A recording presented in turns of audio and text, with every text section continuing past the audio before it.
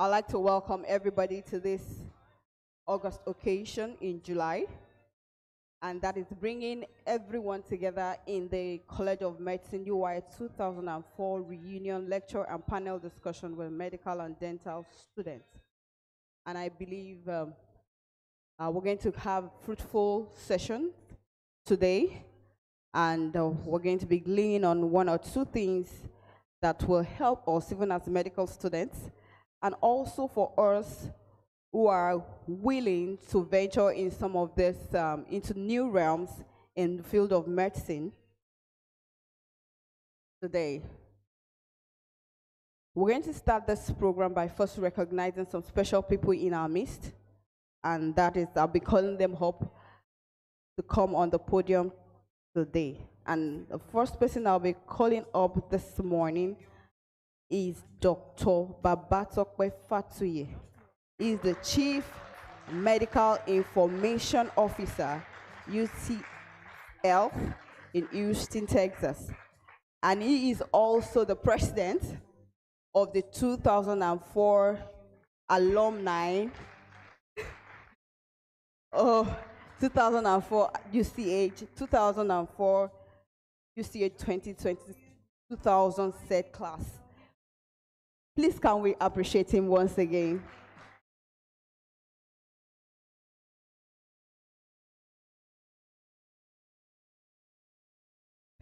All right, also this morning I'll be welcoming up this podium Dr. Olusegun Adeoye. Is PO Pharmacy and Allied Health WHO. Please can we appreciate him as to come up the podium? You're welcome, sir.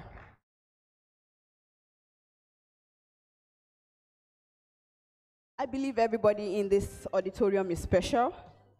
I want you to turn to your neighbor on your right and your left, someone that you have not seen in a long time. Can you just welcome them once again and say it's good to see your faces?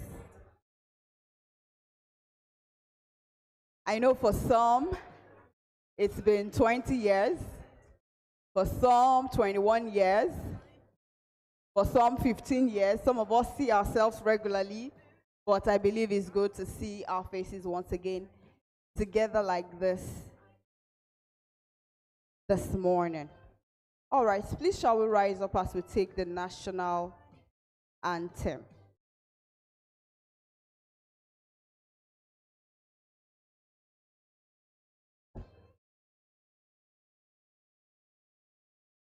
So this is a test for some of us.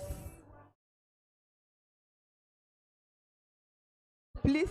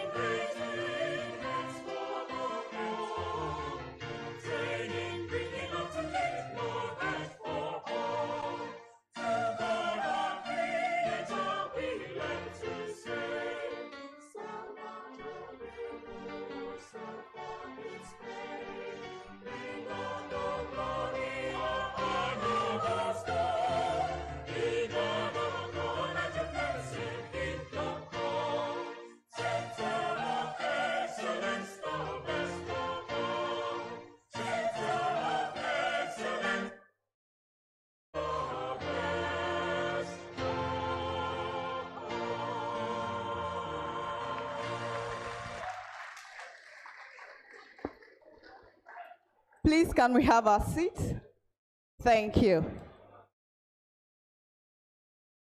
I'd like to formally apologize for starting this occasion late. It was due to technical and some circumstances that could not be avoided. And I believe that we all understand. Thank you very much. This is our school, so there was a college faculty lecture here, and that was why we had a little itch and delay that occurred. Thank you very much for your understanding. All right. So we're going to go straight into the lecture for today, and I'll be calling Victoria, Miss Victoria, to come up to read the citation of our first speaker, and that is the citation of Dr. Babatokpe Fatui.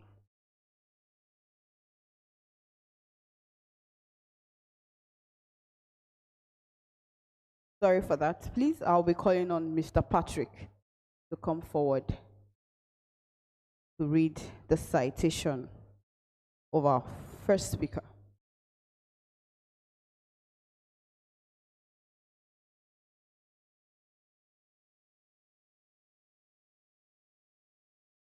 Please, can we give him a round of applause as he steps forward?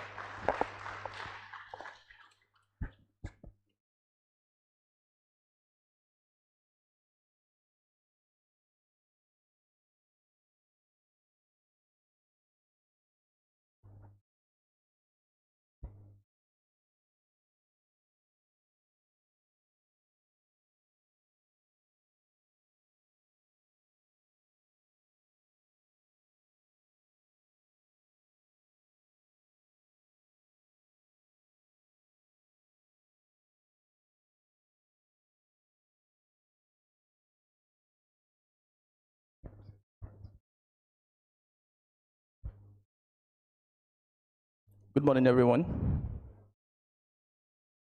Dr. Babatokpe Fatui is the Chief Medical Information Officer of UT Health, Houston. Babatokpe Fatui serves as the Chief Medical Information Officer for UT Health, Houston, as a part-time faculty member at McWilliams School of Biochemical Informatics, that's SBMI. That is in UT Houston, UT Health, Houston. He has an extensive operational and IT leadership history at all levels of clinical informatics initiative with proven outcomes. At UT Health Houston, Dr. Fatui chairs EHR Governance Task Force, which is responsible for the approval, direction, setting, and prioritization of EHR designs and content decisions to ensure that the best possible patient care is achieved using the EHR as an effective tool by the way of subcommittees and councils. He is also the steering committee chair of the Center for Digital Healthcare Innovation, that's CDHI, at UT Health Houston as well. CDHI at UT Health Houston is set with a purpose to attain the sustenance of an end-to-end integrated, patient-centric EHR for the support of care delivery, education, and research. The center focuses on the utilization of informatics and digital trends to drive maximum ROI on institutional investment, in particular operational infrastructure and clinical technology. Dr. Fatui previously served as a physician and healthcare executive / informaticist of the advisory board company, now Optum Health, providing long-term management, interim management, and consulting services to hospitals, health systems, academic medical centers, and large independent physician practices. He serves clients contractually by providing an in-depth knowledge of Senna and Epic implementations, hospital workflows, and optimization. He is accustomed to transitioning his skills to his clients' needs and dealing effectively with all corporate and hospital staff levels. Further, he served as the Chief Medical Information Officer for NYC Health Plus Hospitals. He was part of the various waves of the transition across the 5 boroughs of New York City. Dr. Fatui has engaged in over 20 hospital transitions / implementations with multi-years of multifaceted approach to physician engagement. Ladies and gentlemen, welcome with me to the high table, Dr. Babatope Fatui.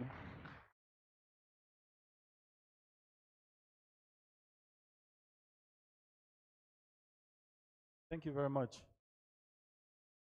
Well, I'm very happy to be here. Nostalgic to say the least.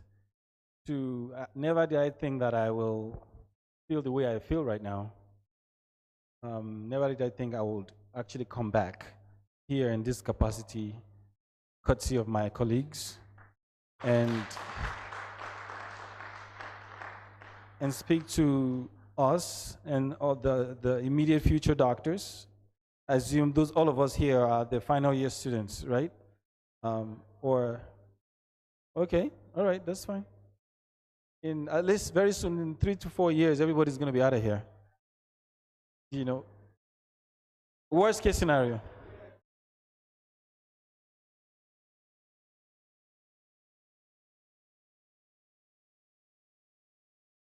Okay. I graduated here 2004, and my father was sitting somewhere there when I got announced as the Provost Award winner.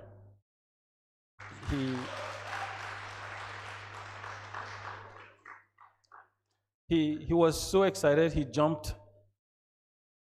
Little did he know that did not mean that I was the best academic student in class. He told me how I surprised him and shocked him. I didn't tell him that's not. So he thought I was very brilliant and everything, so I'll take it. But everything that when I was reading my stuff, I got emotional too.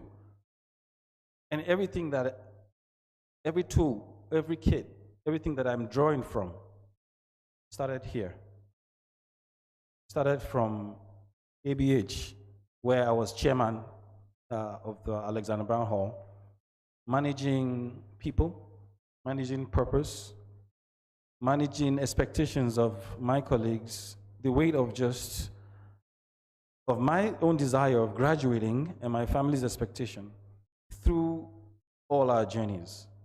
And I said that to share with you because you will never feel ready. No matter how much you've read, that's life. You know how you read for that exam, and the day before that test, all of a sudden, you have jitters. I still don't feel ready. So if it's anything to go by, I just want to admonish and encourage all of you that your hard work, your self-belief and faith, relationships and all matters more than most. So, are we doing my presentation now? Okay. Oh, excellent. No, this is not mine.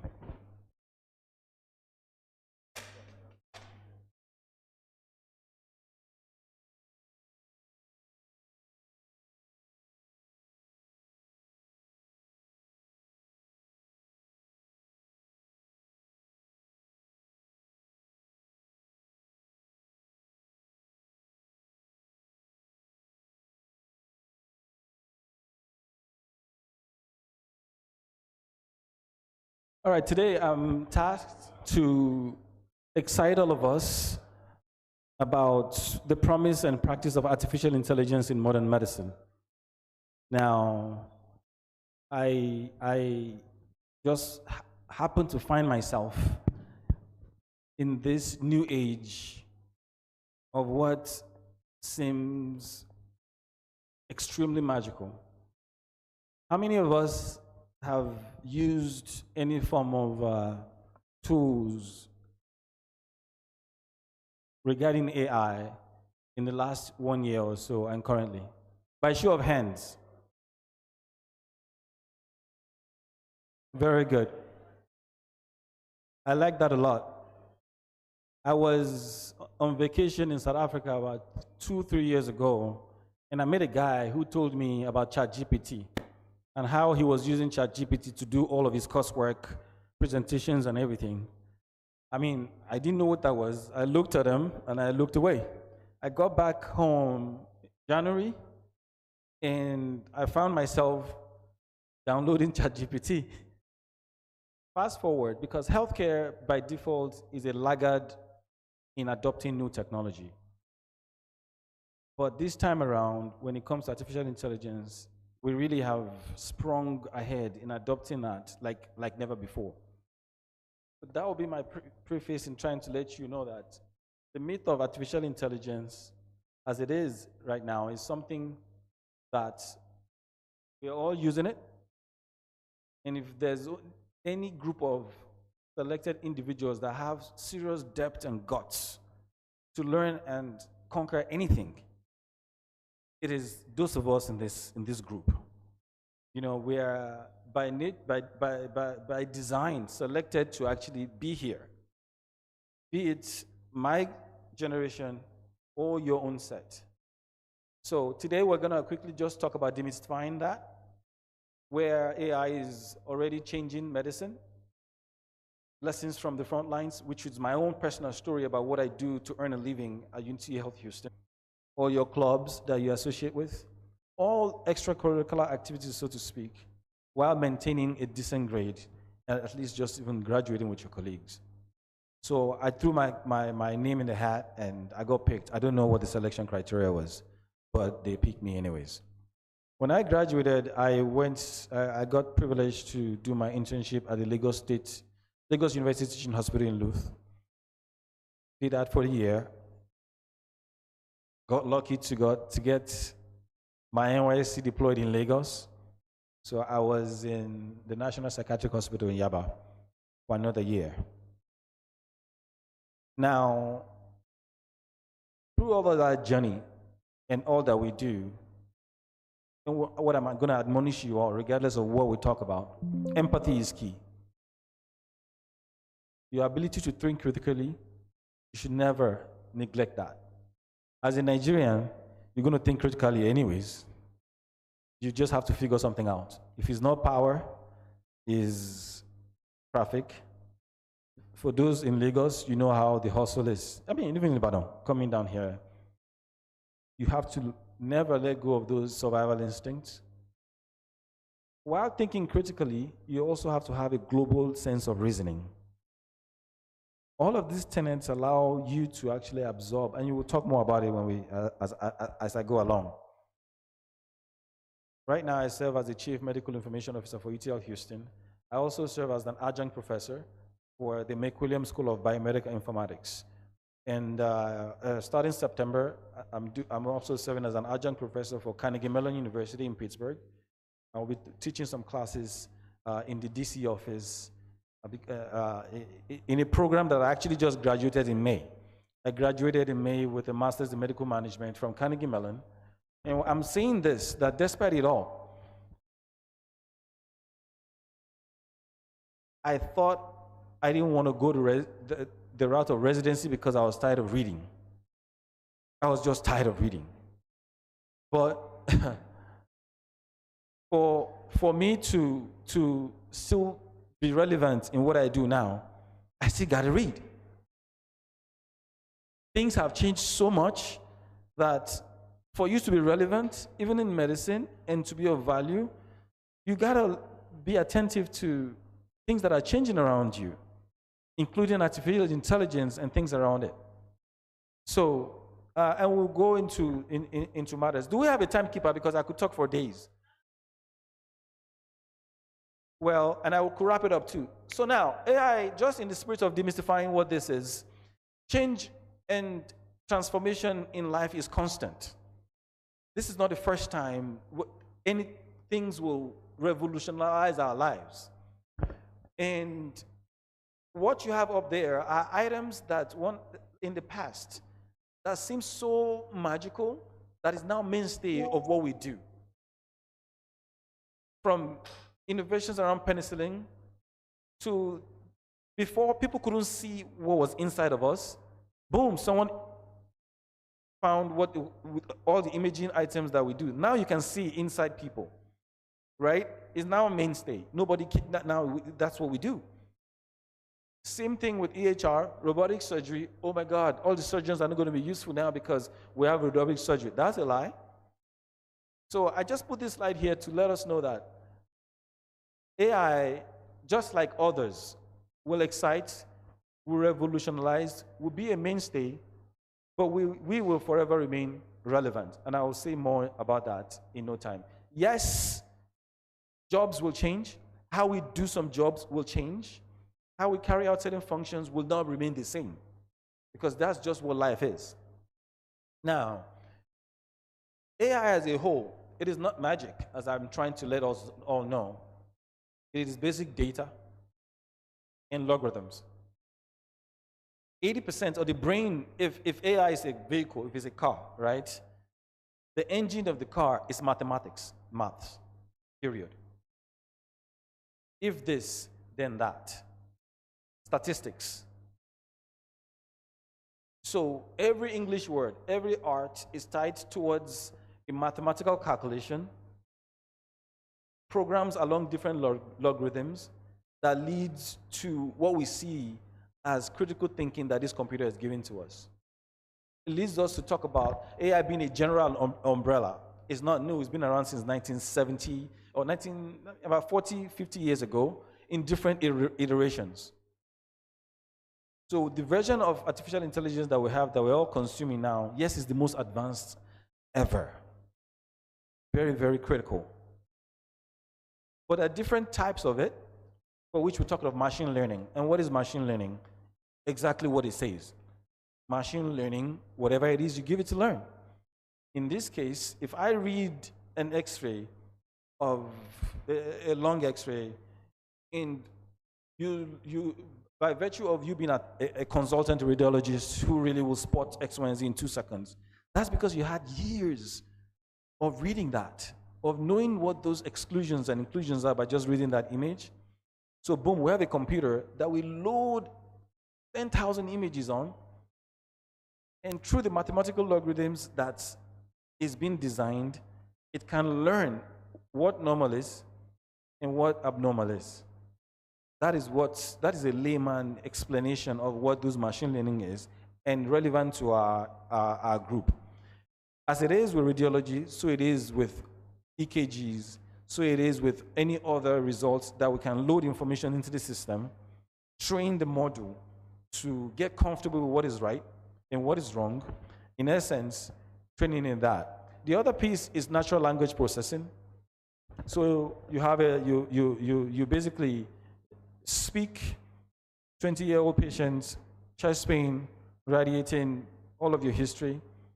The computer reads that, and it can easily just dissect it into different structures and logic without you doing anything about it. The advancement of this is so crisp that we have tools that will just capture our conversations and write our notes for us. So I'm sure the registrars, senior registrars, and medical students will actually like that. Now, I have my own concern about people really learning through clerkships, through taking proper history over time. But for an attending, especially in the US, where there's nobody writing for you, you got to write your notes, put your orders, and do all those, is a lifesaver. People love it a lot. The last piece being the large language models, which is the ChatGPTs, the Geminis that we all use for everything now. And these are historical data that has been gotten over years. Matching that with math is what is just creating what we have. Clinical analogies around that is, imagine a super first intern that already knows everything about the patients in the lab. And you walk in, on the ward, right? You get in there, and the intern just tells you everything right there and then. That really is what we will use this for now and in the long run. In transforming care through artificial intelligence, I talked about documentation, right? So where I work, we implemented both Abridge and Nuance DAX, and these are artificial intelligence notes, artificial intelligence tools, AI scribing, whereby the application is on the phone. You put it on, you speak with your patients. When you finish talking, your note is ready. You don't need to do anything else. you're still responsible as a doctor. So what you got to do is read the note, make sure it's what you said that is written there, because this thing be saying some things. There are instances where it hallucinates, right? It just thinks that's what you're saying, because again, it is a mathematical logarithm, hearing and plotting different things for your own outcome. AI has its own nodules. It's a neural complex with nodules like a spider and connecting its own self to deliver its output.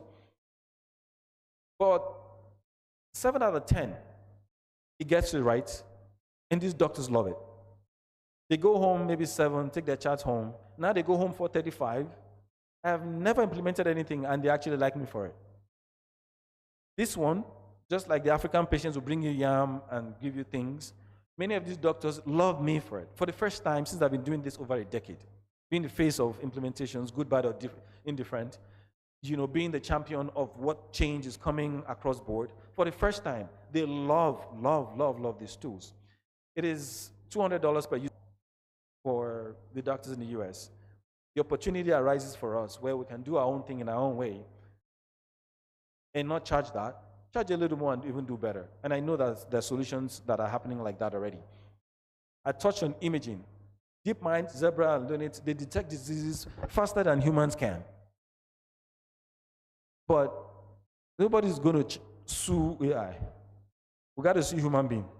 So for the ability to sue you, you will forever be relevant. So these are tools that my mom can use. These are tools that I cannot use. Only a radiologist can appreciate this tool. And that's where your relevance comes in for those who have that fear. Oh my God, it's going to take our jobs away. No. And I might as well just say this. The future is not machine against man. The future is knowing that machine is also a man because it didn't create itself. So doctors who embrace, use, adopt AI and things around it will 110% replace those doctors that don't. You cannot compete with someone that is using a chat GPT to answer questions. You're just not that smart. You cannot compete with someone that is using a computer to write notes because you choose to do your own writing or just want to type and do your own thing. You will not be efficient. You're going to be redundant. And my admonition is that it's time for us to understand your basics. I'm not telling anybody not to graduate right. Please know your medicine, graduating your core recommendation because you need it to survive, whether you're doing AI or anything else. Without your good foundation, you're going to get lost. Just like I said, a radiologist will use a tool for scanning, for reviewing images and the likes, more than me, because I don't know the difference already. Neither do most of us who are not radiologists as such. Another cool piece of what we use this for is the predictive analytics. So we developed a solution that will help us predict those who are in end-life indexes. So based on all that history and all, we know if they're going to die in a year or so. We're not God, we don't know. But based on all of the data, the system will tell you 6, 7, 8 out of 10, this person might not make it. So we begin to have that conversation. Sir, you might want to put your house in order. We want you to live long, but based on what we're seeing, this is what it's telling us. We have the same thing for patients that might actually have complications based on hypertension, diabetes, and the likes. These are in clinical scenario. And for the sake of the business of medicine, we have one that predicts the no-show predictability, where of all of the patients that you are scheduled to come, 50 might not show up. And that's a waste of resources in a country like the US that really, really makes a buck on the number of patients that shows up, what we're getting back from insurances and the likes like that. Last piece is the AI translators. We all have language barriers all over the world. And what artificial intelligence will do through natural language processing is make instant conversational opportunities exist without me looking for a translator. That's a whole business all over the world, really. That's a need. But it's a whole business in the US, where in Texas, Houston, where I live, so many diverse tongues. Asian patient comes, Arabic patient, Spanish, German, and the likes. Using an application that we developed, I bring the app, I speak to it in English, it speaks German to the patient, real time. The patient speaks German, it reads to me in English. I've used this in my personal life. It's exciting because some of our workers are Spanish people and you can't really communicate with them. When I bring the app out, it just solves a multitude of challenges. How many minutes? Okay, good, I got it. Okay. I touched on most of these already, talking about the implementation of ambient documentation tools, which is the AI translations, predictive analytics for the hospitals. The key part right here on this slide is emphasis on governance and ethics. We cannot just allow Western trained modules to direct us. I don't think anybody has loaded and trained modules about sickle cell disease, for example. But if you ask ChatGPT, it's going to give you what it thinks. But how much of work has done in that to give us the output that we think is going to be right? I believe you're going to query that outcome so much more because it's not properly trained. Garbage in, garbage out. So the opportunity for us is for all of you to get excited and know the basics regarding AI and see where you can plug in partnerships. I'm down for partnerships. I have access to these training modules, and I have access to folks who really, because the competition in that AI world is crazy right now. So deep, and they're looking for collaborators. I'll get them to the next level. So in your own area of comfort and expertise, please don't shy away from it, because if it's not you, then who? Leading to the feedback loops from frontline clinicians. Seeking your own leadership, because people are looking for you, you're looking for them. But most times, we don't know the power that we have in knowing that we are the one that actually make this successful. Because whatever anybody builds, they're actually looking for you to use it. There's no tech expert that can actually use these things for a patient. They always need you. Know your worth in that space, demand your value, seek for your equity as the opportunity arises, and have those conversations confidently. What artificial intelligence is going to help us do is bridge gaps, leapfrogging many slow legacy systems. There is someone I know for a Luminetic score, where he developed the first FDA-approved tool that will help diagnose diabetic retinopathy and macular degeneration of the eye without needing a physician. So, so we deploy that in many primary care centers. But once it picks it up, we know the ophthalmologist will see you. That gap eliminates where we don't have access for folks, and many of our patients are that. The founder is someone that spoke at one of our events last year. Mobile first, we'll have that. And we talked about local language AI for inclusive care. I was telling my colleagues, and I'm trying to partner them, we're building an AI solution that will help with Yoruba, since I'm a Yoruba man, training that in medicine. I'm partnering with a Chinese expert who is also an American. We work together, Dr. Xiaoqing Zhang. It's his lab that I actually work with. And we're partnering with our sponsor, who is a professor in Kano, Professor Hamisu. So that's something on the horizon that we're working on. In me articulating and talking about sickle cell disease just being one of many diseases that is unique to us, the opportunity for this is us working on this and addressing diseases that are in situations and scenarios that are unique to us. Embrace this to solve your own communal problems. And for all of us that want to be like me and many other people that want to leave the country, because the Jackpot syndrome is real, everybody's living every day. As you should, if you can leave. But not all of us are going to leave. and you don't know if you're going to leave. And whatever you do to yourself to help yourself better, make your community better, impactful, is what you're going to take with you when you leave to be successful where you're going. So my point is, there's no reason for you to delay your brilliance and excellence in making things happen now. When an AI produces a result, can you explain it really clearly? That's what you have to do when you engage all these tech partners. Human AI partnership. Artificial intelligence does not have emotions. It might sound all flowery in the wrong context.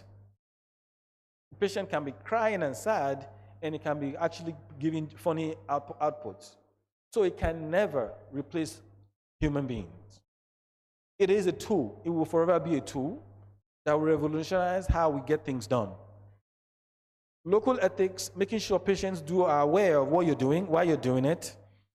Full-on transparency and clarity is very important.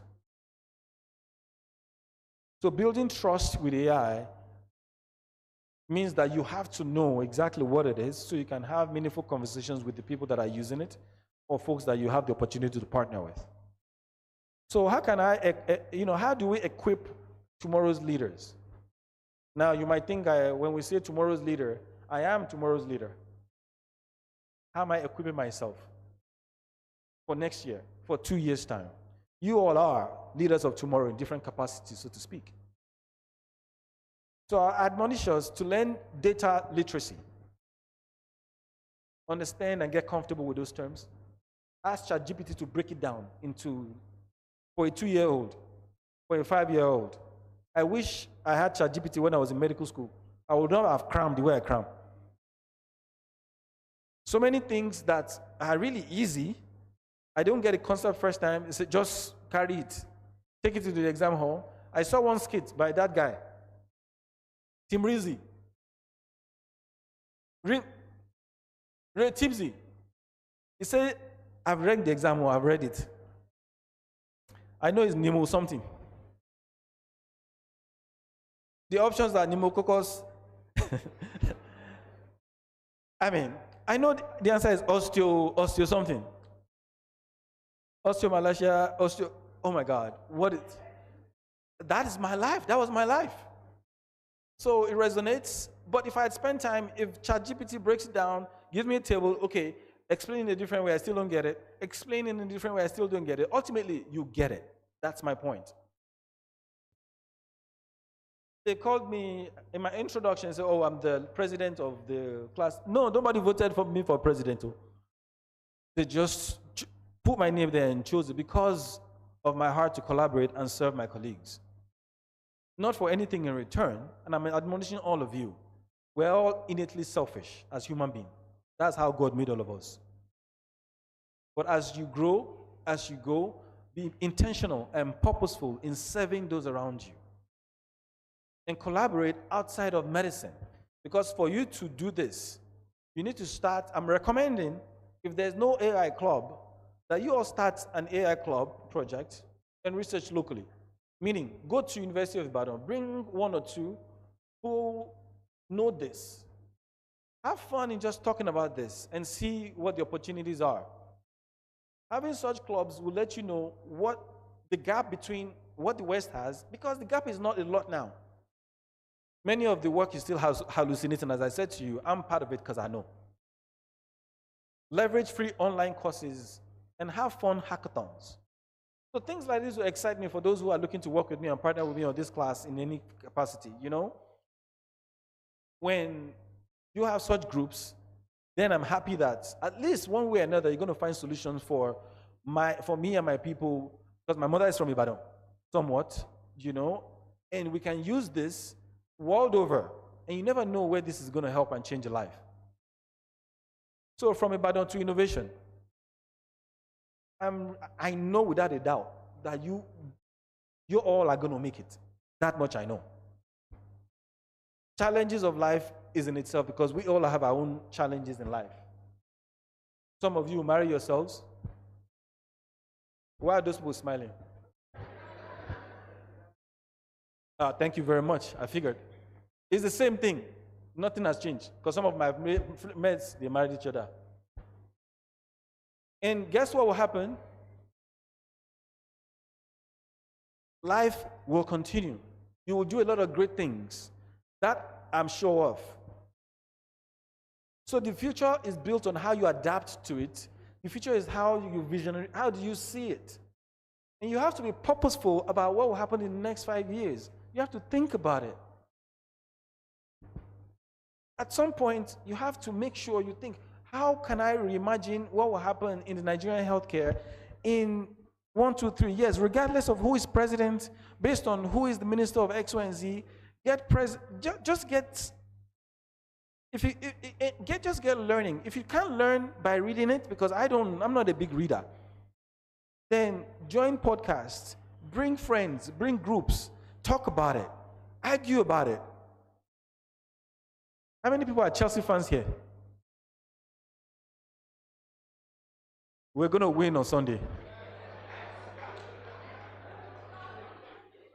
So, I bring that up because by arguing about soccer, you know all of the players of the team that never won any cup ever. Oh, you already know it's Arsenal. So, by arguing, you don't read that. You know who the coach is, you know his age, you know everything. Please recreate that with things around AI. This guy, man. You know? Please. Lastly, for those who might not know, I will share these slides. Get comfortable with these tools. I know you know them. Use them intentionally and purposely. Be deliberate about how it's created and made. A bridge being one of many, and I know there is precision AI that is local.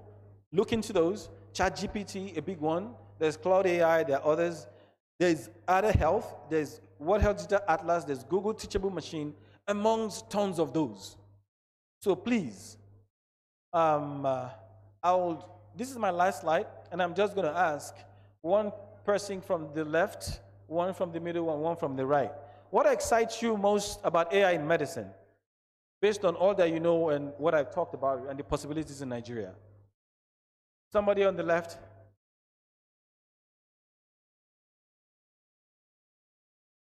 Okay, to the guys in the middle. Please, the guy in green. What excites you most?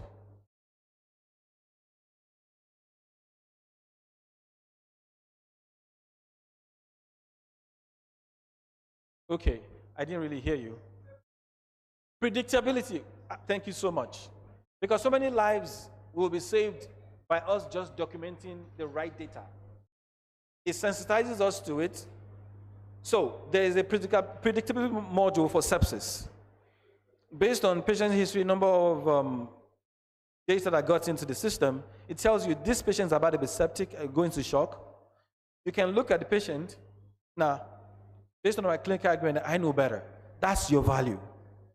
The computer will never treat the patient. You are. But many times, it's going to predict it. Dang, thank God it did. 8 out of 10, it will. But you see those 2 times, you're still the head person in charge. Anyone on this side excites you about AI? Well, please, on an individual level, get involved. My father is 73. He's excited about AI. My father is on TikTok. He's on Instagram. I use him as an example because if he can, so can you. If you give my mom ChatGPT, she doesn't know what to do with it. So, it is a tool. Please, let's use it. And I'm hoping to speak and encourage anyone that really has something of substance to discuss with me on these notes. With that, I say thank you very much for the opportunity. I appreciate it. Thank you, Dr. Babatokwe. Please, can we give him a round of applause once again? Wow, that was inspiring. I believe AI is meant to enhance the practice and it has opened our eyes to options for us, even as medical students. So you don't need to be stranded, so you can diversify. So like we learned, AI is meant to help to transform and make us more innovative. Please, once again, can you appreciate Dr. Kwabatokwe Fatuyi for that lecture? Thank you very much, sir. Thank you, sir. We're going to be having a Q&A after the second lecture. But before we do that, once again, I want to welcome everybody. But while we're seated, some other people came in, and I would like to also call some of our distinguished guests to the podium who are going to be speaking or part of the panel discussant for today. And with me, I'm going to be calling on Dr. Abimbola Abolarinwa. She's a consultant urologist at Lagos State College of Medicine. Dr. Abimbola, you're welcome, ma. Thank you for coming. It's such a long time. 2004 is not a joke. Oh. Please welcome her, appreciate her. You can do better. Thank you, ma, for coming. Also, I'll be calling on Dr. Abosede Adabale. I hope I called it right. She is a consultant hematologist, Lagos State Health Service Commission. They are the ones with Governor Sanwo-Olu. Please, let's welcome her. If you are looking for house jobs after, you just connect. Welcome her, appreciate her very well. Yes. For those of you in final year, house job has become something. Now a tug of war. Am I right? Am I right? Before, when you graduate, they give you car key, they give you house. But right now, even in UCH, the rent has gone up. So when you see people that can help you, you learn to appreciate them. All right. I'm also going to be recognizing some of our colleagues in the diaspora. There are so many people joining us online from Canada. Let's appreciate them. The set of 2004 in Canada. Please, can we appreciate them? Also, the set of Canada of 2004 in the United Kingdom. Please, let's appreciate them. They are online. Let's recognize them. And then some are also joining us today from the United States of the America. Please, can we recognize and appreciate them? And also, we have people that flew in from outside the country. You know, I was privileged to meet some of them this morning. So, and we have some of our main, colleagues that also hold the fort in the United States, the Federal Republic of. Yes, if we are not here, they can come, There's nobody they'll meet if we have all gone out. So please, can we appreciate everyone in Nigeria, Lagos, Ibadan, Osun State, Enugu, from all walks of life. They've all come, left all that they were doing, and made sure this reunion helped. Please, can we appreciate them? If I'm from outside Ibadan, please, can you just wave your hands? Wow, can you see them? Wow, thank you for coming. We appreciate your presence. Thank you, Mars. Thank you, sirs. And we have some that also flew in. They saw this as important, and they flew in from the United Arab Emirates. Please, can we appreciate them? Please, she's here. I saw one of them in the morning. Please, let's welcome her. Let's give her Ibadan welcome now. You in Ibadan, don't fall my hand. Thank you for coming. Thank you for making this event a success. Your presence. Without you, this won't have held this morning. So we welcome everybody once again. All right, we're going to be going into the next. Sure. And I'll be calling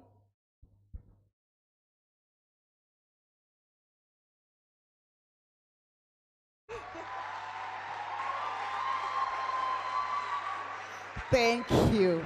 I appreciate that. Thank you. I want to get the name right. So, all right. I don't want to call mother anybody's name.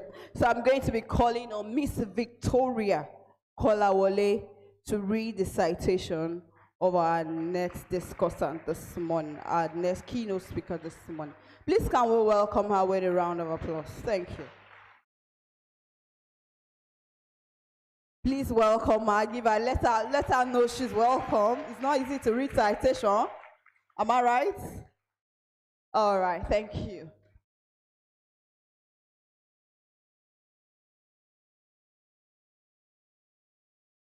Citation of Dr. Olusegun Adeoye. Dr. Moses Olusegun Adeoye is a medical doctor and a public health specialist with passion for kingdom advancement, health institutional capacity building, health system strengthening, and project management. With over 20 years of technical, administrative, and management experience in areas such as health program management, design, implementation, research, and evaluation and contributions in various fields, which includes maternal, newborn, and child health, malaria, health financing, HIV, and health security. Dr. Adeoye has had successful career as World Bank Task Team Consultant for HIV HPDP2 project in Nigeria, maternal and newborn health interventions, health development, and leadership programs in various NGOs. Dr. Adeoye's experience spreads across various countries and has served in West African Health Organization, Economic Community of West African States, ECOWAS, Health Institution as coordinator of the REDIS project, acted as general coordinator of the World Bank Project Management Unit, PMU, in WAHO, and recently as coordinator of the Health Security Program for Western and Central Africa, a trans-regional project supported by the World Bank, where he was responsible for the overall coordination of the project support to health security in ECOWAS, an economic community of Central African States region, with immediate support to Cabo Verde, Guinea, Liberia, and ECAS countries.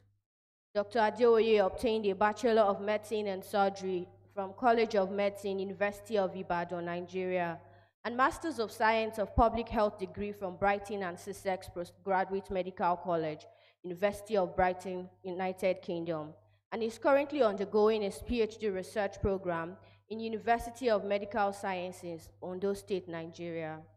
Dr. Adeoye possesses a very deep spiritual conviction, strong social and analytical abilities, always seeing situations from a creative and solution-focused perspective, rather than focusing on the problems.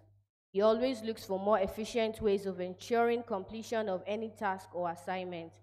He is currently the Program Officer, Pharmacy and Allied Health in West African Health Organization, and he hopes for a disease and poverty-free world and intends to contribute significantly to actualize it. Ladies and gentlemen, Dr. Olusegun Adeoye. Thank you very much. I just want to let Victoria know that she just got a sentimental part of me. My mother's name is Victoria, and her maiden name is Kolawole. So before my mother was married, she was Victoria Kolawole. So thank you very much. I appreciate you. I would like to invite someone to help me in this presentation because it's going to be very interactive. So that while I'm talking, you are also doing some work there. So I invite Kabiru Atta, please, organizers don't mind, it will help me with the slide. Because we need to be alternating between my presentation and Menti. How many of us know about Menti here? Good, I trust you, Jen. What's your Jen again? Is it Z? Then Alpha, good. Okay, where will you use this one? Okay, so I'll just walk around. Presentation is...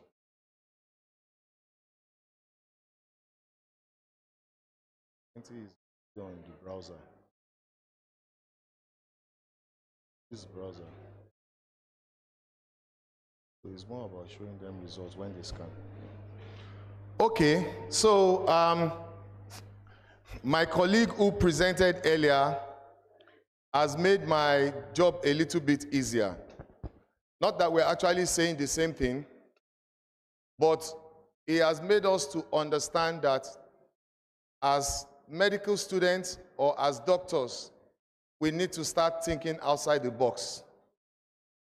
All our training program, the personality of our lecturers have all designed our life in such a way that we're put in one box. And everything now seems like a rat race. So we are all running from pillar to post. I'm tempted to say praise God, but I won't. So today's presentation is enhancing yourself and enhancing your value. And it's all to let us understand that we all are created for a purpose and we are here for a reason. While Tokwe was talking about his experience in UCH, he talked about Provost Award, which was for diligent people. But some people were diligent, but they were not recognized. Praise the Lord. So, now, they were diligent in other areas. I'm saying this because there are students in this place that you actually feel odd. You look out of place. People are probably looking at you as if you're not serious. People are looking at you as if you're too social. People are looking at you as if you are not heading anywhere. I just want to tell you that you are somebody. Do you understand? And just taking it one step at a time will get you here today. I only gave you a summary of what I was when I was in university. So I'm not your bright student. Okay? Now, where is KB? He's not supposed to leave me. Okay, he's going there. So, my presentation is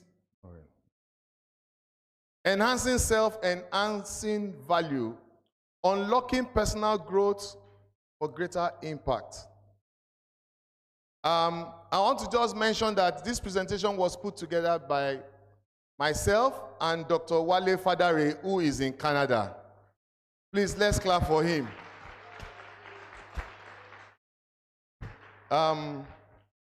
Wale is also a close friend, and we evolved to not only colleagues, we are also family friends.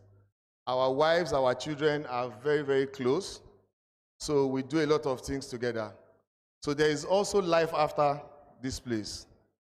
And to also say you were not close when we were in university, so don't think. Now, baby, are we ready? How do we? So this is just going to be my outline. I'm not going to present from heart like Tokwe did, because what I'm supposed to give you today is supposed to be a workshop, but I will try my best. Okay? The slide. I will try my best.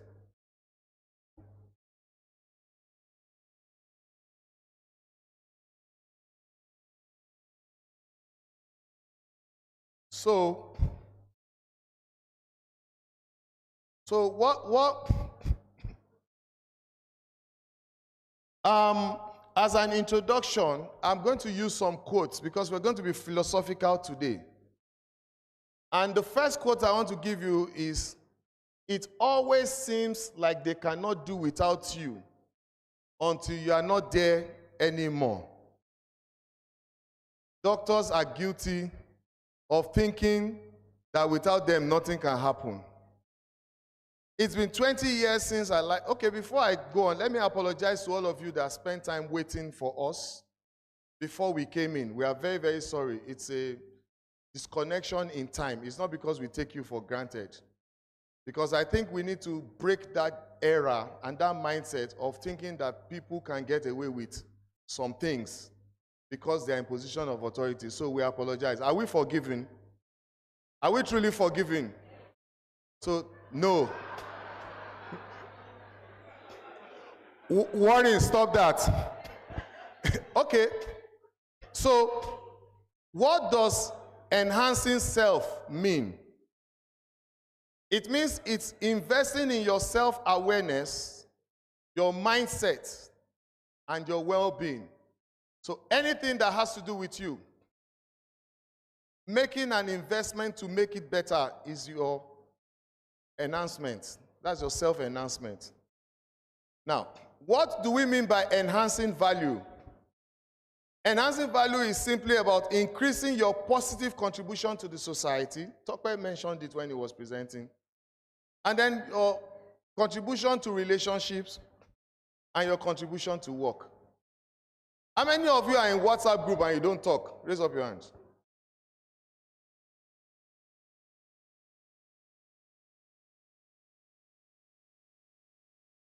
I'm proud to announce to you that there's no virtue in it. Imagine the world as a big WhatsApp group. You not making contribution in that group is the same thing as you not going to school. It's the same thing as you not doing anything. It's the same thing as you sitting at home. The only difference is that you've not placed value on that group. Okay? And the only person you should compete with is yourself. You know, I want to say this without giving away anything. Okay, the way we were trained in medical school is like life is a competition, am I right? Girlfriend will leave boyfriend in the room and go and attend tutorial and not tell boyfriend. And because you want to increase your chance of succeeding. So we went out with that mindset that life is a competition. Tell your neighbor that life is not a competition. The only person you are in competition with is yourself. And that person is your yesterday person. So you should wake up this morning being better than that person who slept last night. It's not that your friend who has a big car, who has a big house. No, you are not in the same race. And I want to give you one good news. You will not be buried in the same coffin. So everybody has separate journey, okay? I hope I'm not scaring anybody. Now, before I move forward, take this further, I want to just let you understand that this presentation is about respect. And then you'll be asked to share some information. It's also optional. But I can assure you that everything you shared are going to be very, very anonymous. And this is not a judgmental meeting. Because there's going to be a lot of self-reflection. Okay? How many of you are with me on this? This is a space that we doctors don't like to get into. Because a lot of times we feel like we're in charge. And when people start telling you the truth, you find it difficult to listen. But this time you will tell yourself the truth. Okay?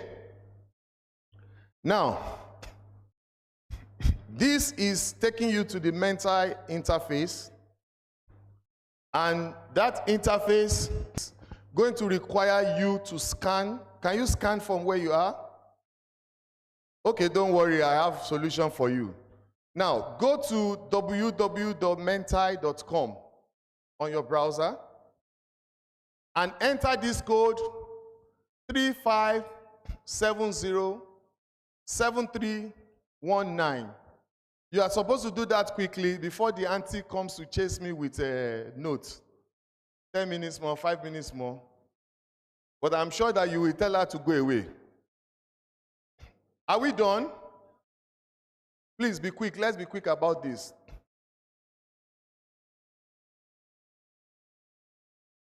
You can scan the barcode, that takes you directly to the page, or you go to www.mentai.com and enter the code. Should I read the code out, or can you see it from there?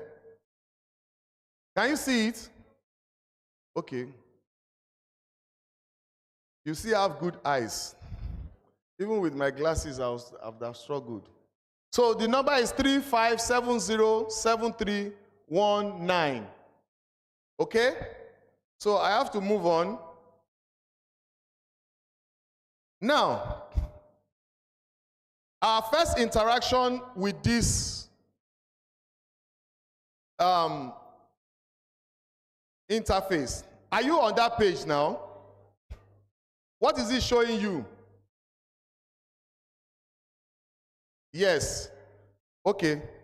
So click to the next page, or in that interface, click to the next page. Have you seen it? Eh?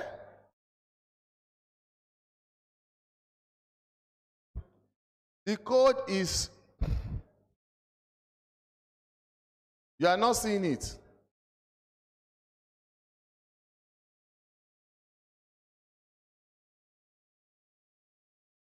The code is 35707319.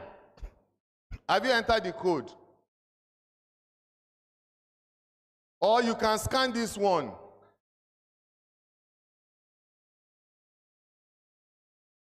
So it's supposed to take you to the interactive session. It's not?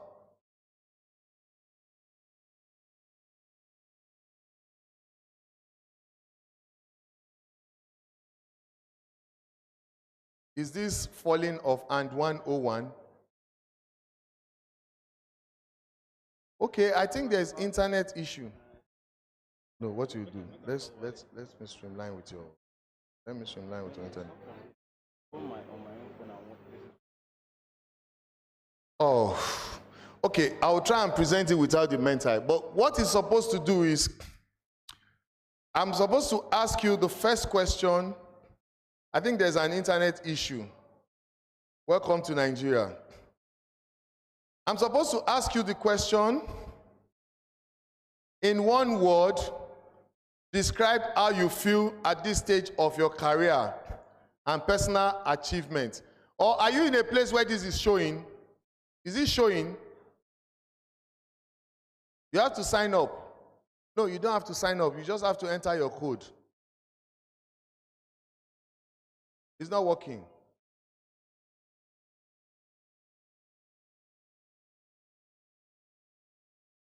Okay, let's create this mental environment in our own mind. Are you ready? The code again.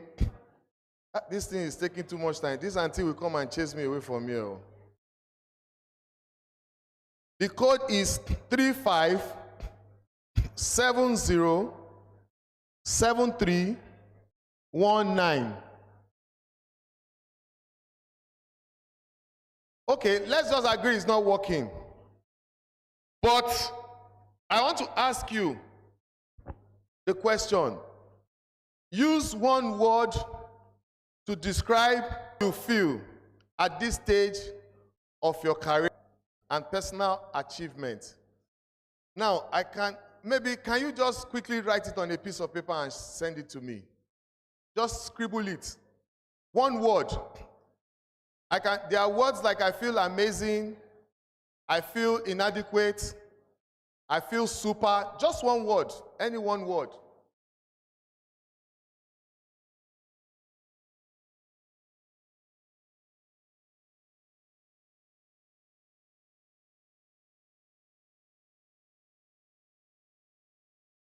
Can somebody help me like usher-like manner?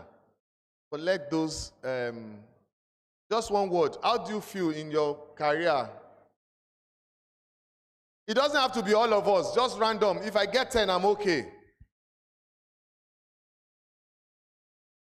You know, what this is supposed to do is that you're supposed to be doing it from your phone, and I'm supposed to be showing you here how everyone feels. But don't worry, We are not losing anything. I love solving problems, so let's not focus on the problem. We can always move forward. Just give me what is in your hand. I don't want more again. Thank you. You look like one of my classmates. Does she look like, what's her name in BDS? Cynthia, yes. Sylvia, yes. All right, thank you. It's enough, it's enough, it's enough.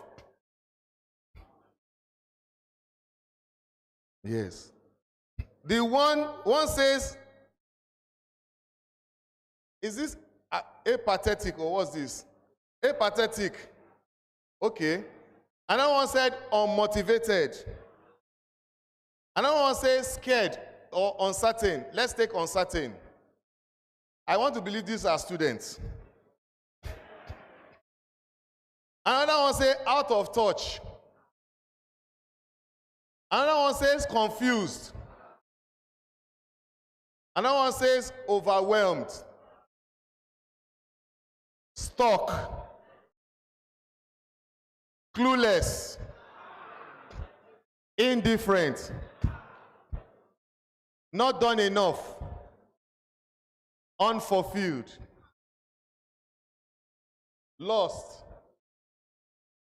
inadequate. Please, can I get a more doctor-like? These are student-like, and students are taking over. One says expectant. This is more positive. Are you pregnant? One says overwhelmed, dissatisfied. Wow.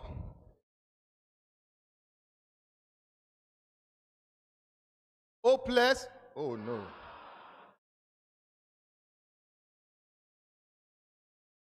Growing. I like that. Let's clap for that person. Overwhelming, not done enough, confused. I just want to let you know something today, that where we are and how we feel is not wrong in any way. You must own up to your reality. But dwelling on it is where there is problem. So hopefully, you want to bring down your timing? Okay. One said,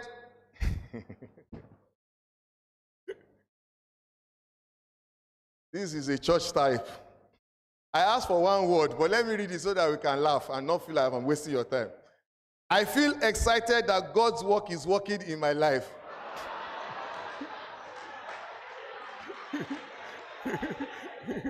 So, which one word can we use to describe that? Eh? Okay.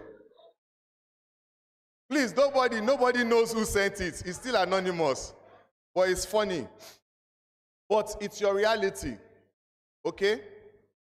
Now, having done that poll, I think we can conclude that the majority of this poll is tending towards negativity.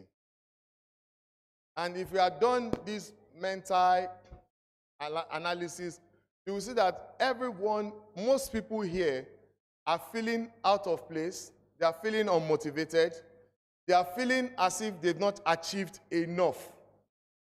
But you see, that feeling is a state of your mind. And I will go on from here. Now, can I have my phone? Even though I wanted us to be anonymous, how many people want to volunteer to raise up their hands? Just, you don't mind people knowing your truth. I want to save us time, instead of sharing paper. If you don't mind sharing your truth, raise up your hand. I'm looking for volunteers. 1, 2, 3, 4. Please note yourselves. So you'll be the one submitting, you'll be the one talking, okay? When it's time for it. Now, let me share this story with you. I am reading it. Dr. Bisi Banwo graduated from University College Hospital Ibadan in 2004 as a stellar student. Completed residency in 2009 and relocated to Lagos to work long, hard hours at government-owned hospital while also trying to maintain a private practice. At 40, apart, while filled with awards and accolades, also seems to have led to feelings of burnout. A skilled pediatrician, Dr. Banwo found her passion waning, replaced by frustration. Was it because there was not much to learn anymore? Was it the drowning cost of running a clinic, or the increasing number of patients who could not pay for her services? Or did she have PTSD? We all know what PTSD is, right? Post-traumatic stress disorder. You've done psychiatry, I won't teach you. From seeing so many helpless children during the COVID-19 pandemic, PC's husband and kids seem to also be feeling distress. So it's affecting our home now. Both the long absences and short temper. Their present circumstances are very different from their dream when they got married. Shouldn't the quality of their family life be getting better with all the sacrifices put in their lengthy training and high-energy careers? My question is Dr. Banwo in the audience? If you agree that Dr. Banwo is in the audience, raise up your hand. You see, I've changed it now. I'm not saying, are you Dr. Banwo? But if you know Dr. Banwo is in the audience, raise up your hands. Okay, just a few. So it means all of us are okay. But have you ever felt like Dr. Banwo? This anonymity is not good, though. Why is this thing not? Okay, he's trying to fix it. Okay, but let's be sincere with ourselves. A lot of us are feeling like Dr. Banwo. Are we right? Am I right? A lot of us. This feeling of, despite all your accolades and everything, you are still feeling inadequate. You are still feeling as if the society is not rewarding you as it should. You are still feeling as if, because the society is not placing the value you think you are giving, it's not giving you back, so you feel as if you don't fit into the society. And I'm in NMA group in Abuja. And I can assure you, anytime we have a discussion, the discussion always has a way of going from the patient died, no doctor to attend to the patient, do you know how much doctor's salary is? It always ends in that one topic, doctor's salary. So, what is causing this feeling? We'll get to know. Now, I'm not going to ask this again because the anonymous component of it. But what you will do, okay, since we are not able to project the survey, use it, internalize it and use it to reflect. Is that a good deal? You are not answering me now. Am I getting boring? Use it to reflect, okay? Let's not do it as survey again. I'm improvising. How well does your current situation relate to Dr. Banwo's experience? Is this something relatable? Now, this brings us to why personal development matters. And a quote by Max Dupree says, we cannot become what we want by remaining what we are. Do you understand? You cannot admire to be something. Like many people want to be rich, they want to be billionaire, but they want to still stay to do the same thing they do on a routine basis. Is it possible? So our careers are marathons and not sprints. You are a work in progress. You are a journey. you are not a destination. The only time you stop moving forward is when you die. And the only time you receive the prize should be when you've gone. And they've talked about everything you have done. But I won't lie to you, the world is having funny narratives now. Celebrate me when I see they alive. No problem. But when you don't have a value consciousness, you will start looking for things that will bring accolade to you. And at the end of the day, you find out that the world is not designed to reward you. The world is only designed to draw from you. And I will tell you one personal experience I had. I am someone that is always, if you know me, I'm the life of the party. I always give out myself. And I faced a depression moment. Even my wife did not know. My family did not know. Because despite the challenges, I was still giving myself. Still giving myself. And then one day, now I have to go a bit into my space, that spiritual space.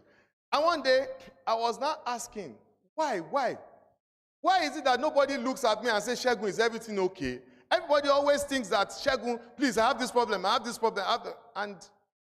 and I just saw something. Like, I want to ask you a question. If you carry a bucket of water on your head, and they ask you, where are you going? And you say, I want to go and pour it in the ocean. Because I've been taking water from the ocean. And I don't know if the ocean will need water. What will people call you? Eh? They will say you are crazy. Do you understand what I'm saying? That is the same way people see people of value. They see you as a source of inspiration. As a doctor, everybody is coming to you. Remove one-tenth of your knowledge, you will not see anybody again. So the whole world is coming to you because you have solution to problem. That is value. And then, so it now occurred to me that for somebody to come and solve my problem or to, without me asking, or someone to come and ask me if I have problem is a waste of my time because I've committed myself to always solving people's problems. And it helped me to adjust. So, growth is an antidote to stagnation. Now, how do you grow? Number one, you enhance yourself and enhance your impact. Everything about you, everything you stand for, should be focusing towards impact. Let me tell you something. If not because we have a meeting here, and I'm supposed to be the speaker, I'm very restless. I would have been sitting with one of you, gisting, chatting, trying to pick your brain, trying to know what's going on, because that's my nature. And before you know it, I'm the one in the middle. Everybody is talking to. Not because I like being chatty, but okay, if you didn't see this note, do you believe that these beautiful faces you are seeing have this in their mind? You won't. It's not showing in our face. But I want to assure you that by the time we finish, I hope this. Then you build confidence and you build your self-awareness. You improve in your productivity and decision making, and you increase resilience in a changing world. Don't allow everything around you to choke you and make you start creating a false environment around yourself. Let me tell you, look at yourself, look at your neighbor, you will graduate. It's true. When I came to med school, I met some people. They were there before us. Some were 5 years, 7 years in UCH before us. They graduated with us. They celebrated the same way we said. Let me tell you something. No matter the delay, when you celebrate, nobody will say your own is too much. Do you understand what I'm saying? At your time, when it comes, nobody will say it's too much. I'm trying my best not to go into that side. So then foster better relationships. For all of you, I'm an introvert. You are stereotyping yourself into something you can change. I'm an introvert. Then the world will call you an introvert. But let me tell you something. They will call you that name. But because they don't need you, you will not be looked for because you don't have value. They've given you a name. Shola na stereotype. Na introvert. You know, they talk to anybody. And because you have created that impression about yourself, when you need help, you cannot go and ask because you have created a shell. And let me tell you, as human beings, we must learn to look for help. Don't die as Bruce Lee. And there's a Yoruba saying that Ishan Lokpa Bruce Lee. Too much vein.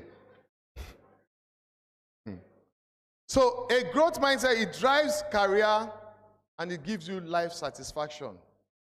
Why this is very important to us medical doctors and students is that we were programmed to feel that we are going to become Superman and Superwoman. Do you understand? I'll give you an example. In fact, clap for yourself. I like this audience, by the way. Because Kabiru was there with us when we were supposed to do a financial management training because we did not pay for it. And the guy came to train us, and we're all doctors. Nobody listened to him. Everybody keep quiet now. I'm listening. Keep quiet. Nobody answered him. I kept quiet. I just went to meet the man. Please give me your phone number. Then the following Sunday, I went to church. I said, Pastor, I want to organize a program. I paid for it. I invited the guy. Come and give us an environment where it's quiet and people listened. And by the time I finished with him, when he came to give that presentation, I learned so much that I started feeling sorry for my colleagues. I'm not saying they are bad people. That's how we are wired as doctors. We feel we know everything because you work so hard to pass the one you pass to become a doctor. So we now feel we know everything. Now only anatomy you don't know economics. You know only physiology, you know pathology. You don't know everything. And the more we start telling ourselves this truth, the better for us. Now, there are 3 pillars of growth I want to share with you today. The first pillar of growth is yourself. And yourself talks about your mindset, your skills, your health. These are things you need to improve on. And the other one is your network. That means your family, your friends, your colleagues, your social groups. And the third one is your environment. And your environment is your workplace, your community, the opportunities around you, the industry market forces, and all those things. Now, what I'm trying to say is that building yourselves and on your environment is where most people like to be. That means you become influential. You know, you are known as the first and foremost surgeon in the world. You know, that is your environment. But look at this. Where is that slide gone? Am I the one? Okay. Look at this framework. You can see how they interact. Now, if someone is focusing on self-development and focusing on building a strong environment, the person is going to be in B. Am I right? Now, do you know who those people usually in B? Those who think they don't need anybody and they think they are succeeding. I'm the world's best neurosurgeon. And your friend cannot call you to say hello. Hey, what do you want? What do you want? You don't have positive social skills. There are plenty.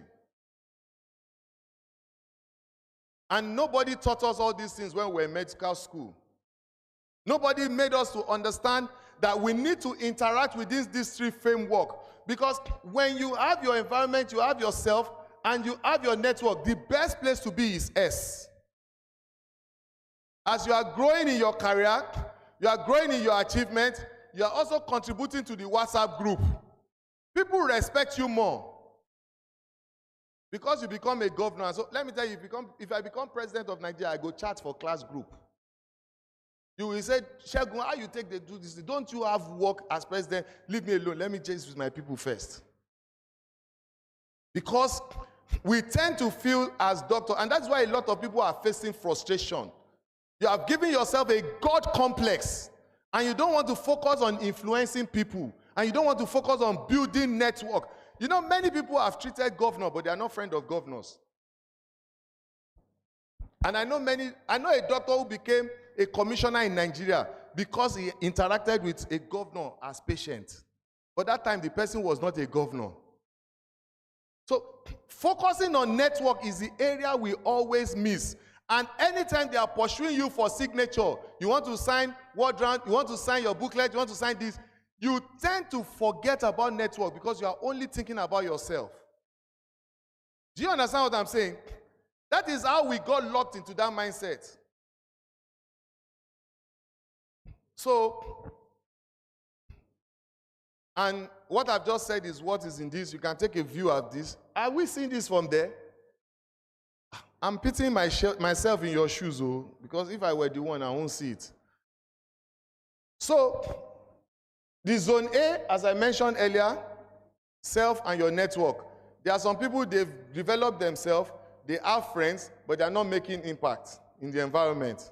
And some people, they've developed themselves, they're making impact in the environment, but their social life is poor. They have poor network. And some people, they have good network, good friends, they are known in the environment, but they are empty inside. While all three pillars need to interact. You need to focus on yourself, you need to build good networks, and you need to influence your environment. Are we together? Clap if we are together. Good. Now, how do we enhance the growth ecosystem? The first one is enhancing yourself. And in enhancing self, one, you talk about emotional intelligence. A lot of us, my colleagues, I'm not mentioning name, but a lot of us lack emotional intelligence. A lot of us. Even sometimes when you see people chatting in the group, in our group, I won't mention your name, you know yourself. You post without consideration for the feeling and sensitivity of others. It's a very, very dangerous place to be as a human being. Or you talk and say, "Na so I be." There's nothing called that. You are an antisocial person. Do you understand what I'm saying? I hope I'm not getting too... Is it like I'm fighting? You like it? Okay, good. Because it's a hard truth. I had to modify my presentation because of the mental, but I want to make sure you don't lose anything. Now, emotional intelligence is something that you need to learn actively. It's very important. Somebody should, please, Tokwe, please come.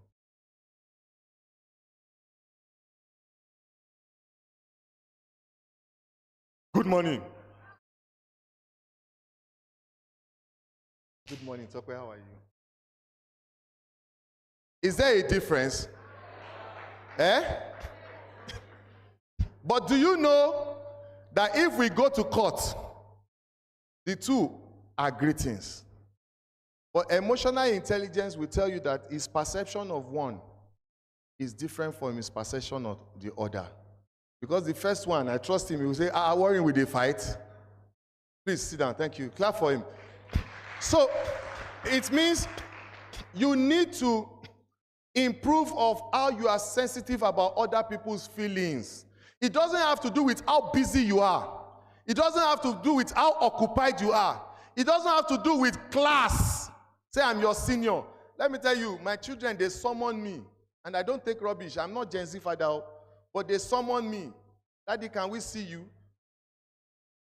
I say, is there anything? They want to talk. And when they come together, you know, all of them combined, they're older than me. So I say, okay, what's this you want to talk about? No, Daddy, are you actually in the mood to listen? I say, okay, sit down, let's talk. You talk to mommy in a way we did not like it. And the initial reaction is to say, I and your mom, we are cool now. What's your problem?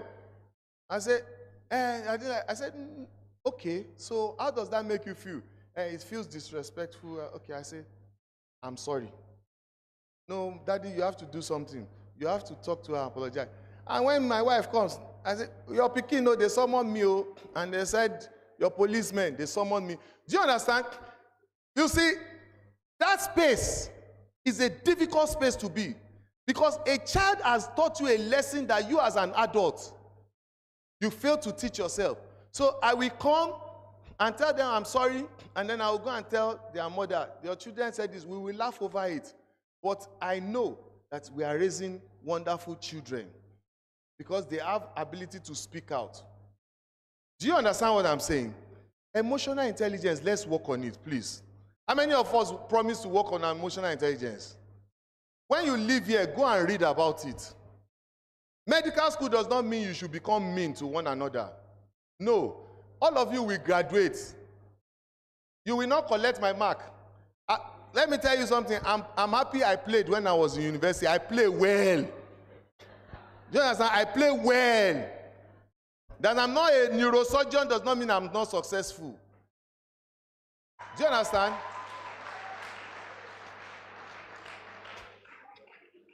So you improve on your communication skill, then you have a critical thinking and problem-solving mentality. Don't focus on problem. When somebody brings problem to me and you come like a rushing wind, I'll say, please close that door first. Let me breathe. And by that time, you would have de-escalated. Oh yeah, now let's talk. Actually, good. Then this. So what are you thinking? What are you thinking is the way forward? See, let me tell you, if you find yourself in these kind of zones, you will never be frustrated. In fact, my own wife is worse than me. Sometimes BP, 80, 70, 100. I say, oh, Nero Nuni now. You are not thinking, how can your BP be this normal in this Nigeria, in this station? Because any small thing, she will laugh. We are laughing. And me, I'm having hypertension. But I'm managing it too. So you also need to improve on your time management skill. I hope I won't be guilty of this. And then also your physical and mental wellness. Let us cultivate the habit of seeking help. That you are a doctor does not mean you should treat yourself of malaria. Do you understand what I'm saying? You are a surgeon. You are not a malaриатologist, like what they call it. So go to the hospital. Let your colleagues see you. If I have blood problem now, I'll go and meet my boss here. In fact, I won't queue. I'll just knock. Boss, it don't happen. Kobo. Do you understand? Learn to understand that you are not the master of all. Then, enhancing your network. We have talked about it. Talking about personal branding and visibility, leadership and influence, networking and collaboration, lifelong learning culture. We need to develop these kind of skills to enhance our network. If I ask all of you now, how is your CV? I'm sure if I see your CV, let me tell you, there's one lie from the pit of hell that they tell us. They say, keep your CV what? Short. Have you heard it before? They keep your it's a lie from the pit of hell. If you apply in an international job 1,000 times, they will not pick you. Because the other person from Francophone countries, their CVs are very long. One day I was, yes, thank you, man. One day I was supposed to screen for an interview. I now realized that some people, IT, they were able to use IT. It's just like somebody doing your posting and use it to fool the person reviewing CV as if your posting was a work experience. And someone who graduated from University of Ibadan within the frame is looking as if he did not do anything. So I had to sit down and I told them, I said, no, this CV is a professional, this qualification is a professional qualification. It starts from the day the person graduates. And someone who graduated 2 years ago in a profession that they are saying more than 5 years experience is having higher mark in weighted score above somebody who graduated 10 years ago. You know why? Because of visibility.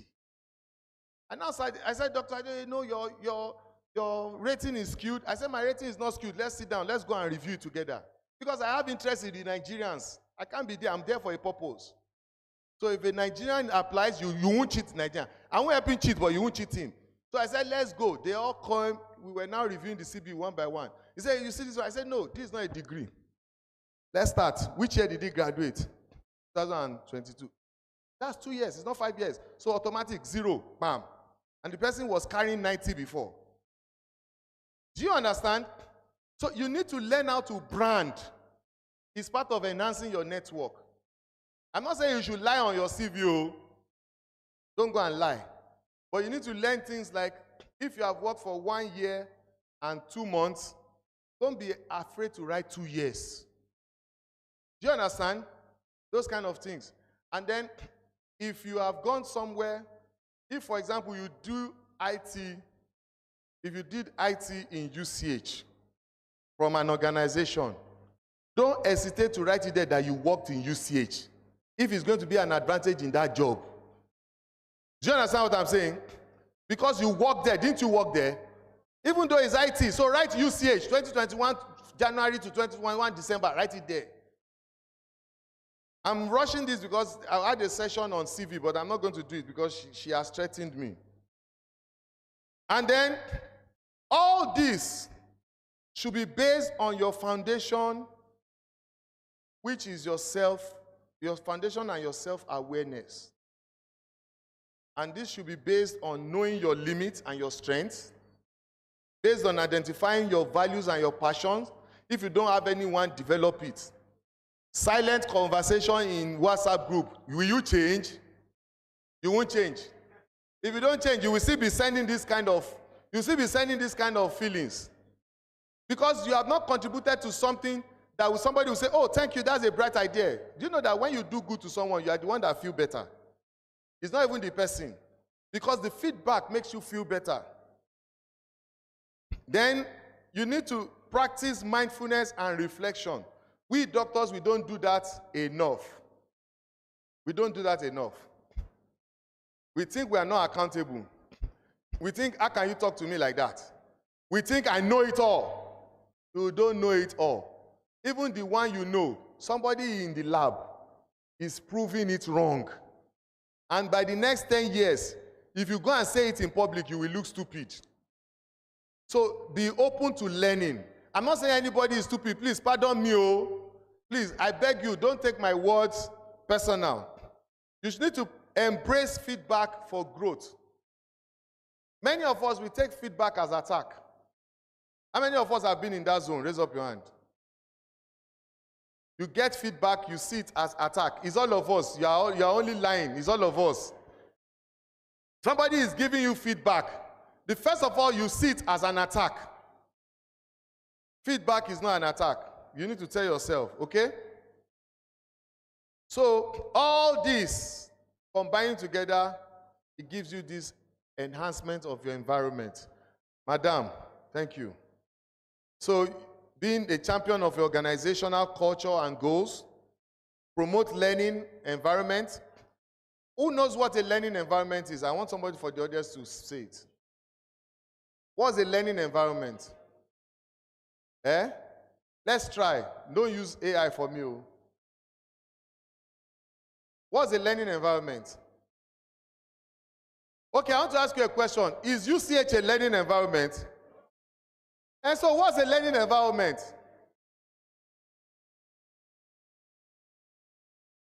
A learning environment is an environment where all sides and all views are heard and contribute to the progress of the environment. So if you are in an organization where younger ones don't talk, it's not a learning environment. I used to work in an organization where, if not because of my firmness, they always like to bully me because most of them are professors and all that. And one day I stood up. I said, excuse me, sirs, if you feel that my opinion is not needed in this conversation, you shouldn't have hired me. You hired me to give you a contribution to this, and that is my contribution I am giving you. What you are doing will not fly. And if you are going to sign off on it, please don't call me to sign off as the head of this organization. Sign it off as board members. Then they now calm down. This is threat. I've not heard that kind of threat before. I wasn't arrogant, but I was telling them that you are all talking. The person you employ to do the work, you are bypassing him. So a learning environment is where everyone feels heard. When I came, didn't I apologize to you? I didn't say because I finished. I finished over 20 years ago. Abi? And if I born that day, some of you will be in this class. You understand? But we still need to understand that your opinion matters and your feeling what matters. So you need to contribute. You need to contribute to the community health initiative. That's enhancing your environment. You build, mentor, and support your colleagues. You need to build mentors, or you need to have mentor, or you need to mentor people. Do you understand? And support your colleagues. Then you promote open communication. Let it be that people can walk up to you. If you are someone people have to think many times before they come and meet you, you are on the wrong path. There's nothing good in it or about it. You have to practice open communication. My boss in the office once said something. He said, I like the way Dr. Adeoye will talk to you. Dr. Adeoye, you and him, we will tell you you are stupid, and you will both be laughing. You will laugh. And then when he leaves, you will now think, Shegun just insulted me now. I say, oh, guy, I can't insult you now. Because we are in West Africa, I say, oh, guy, I can't insult you. No, Shegun, no, you know what I'm talking about. You have your way with it. I say, sir, I had to learn it. It is learnable. Do you understand? I can tell you the hard truth without you feeling bad. And we'll be laughing. But you know it's hard truth. Do you understand? Sister, you are scaring me. And then learn to participate in industry forums. Okay? And support mental health awareness. It's very important. Do you know who among us are psychiatrists here? Are you worried about what we read? Or are you not worried? This paper, are you not worried? Yeah. So you have to do something about it. I'm also worried. Please sit down, no? I beg you. You know I begged you earlier. Now, so how do we move from insights, from what we have heard, to action, to develop a mindset and skill?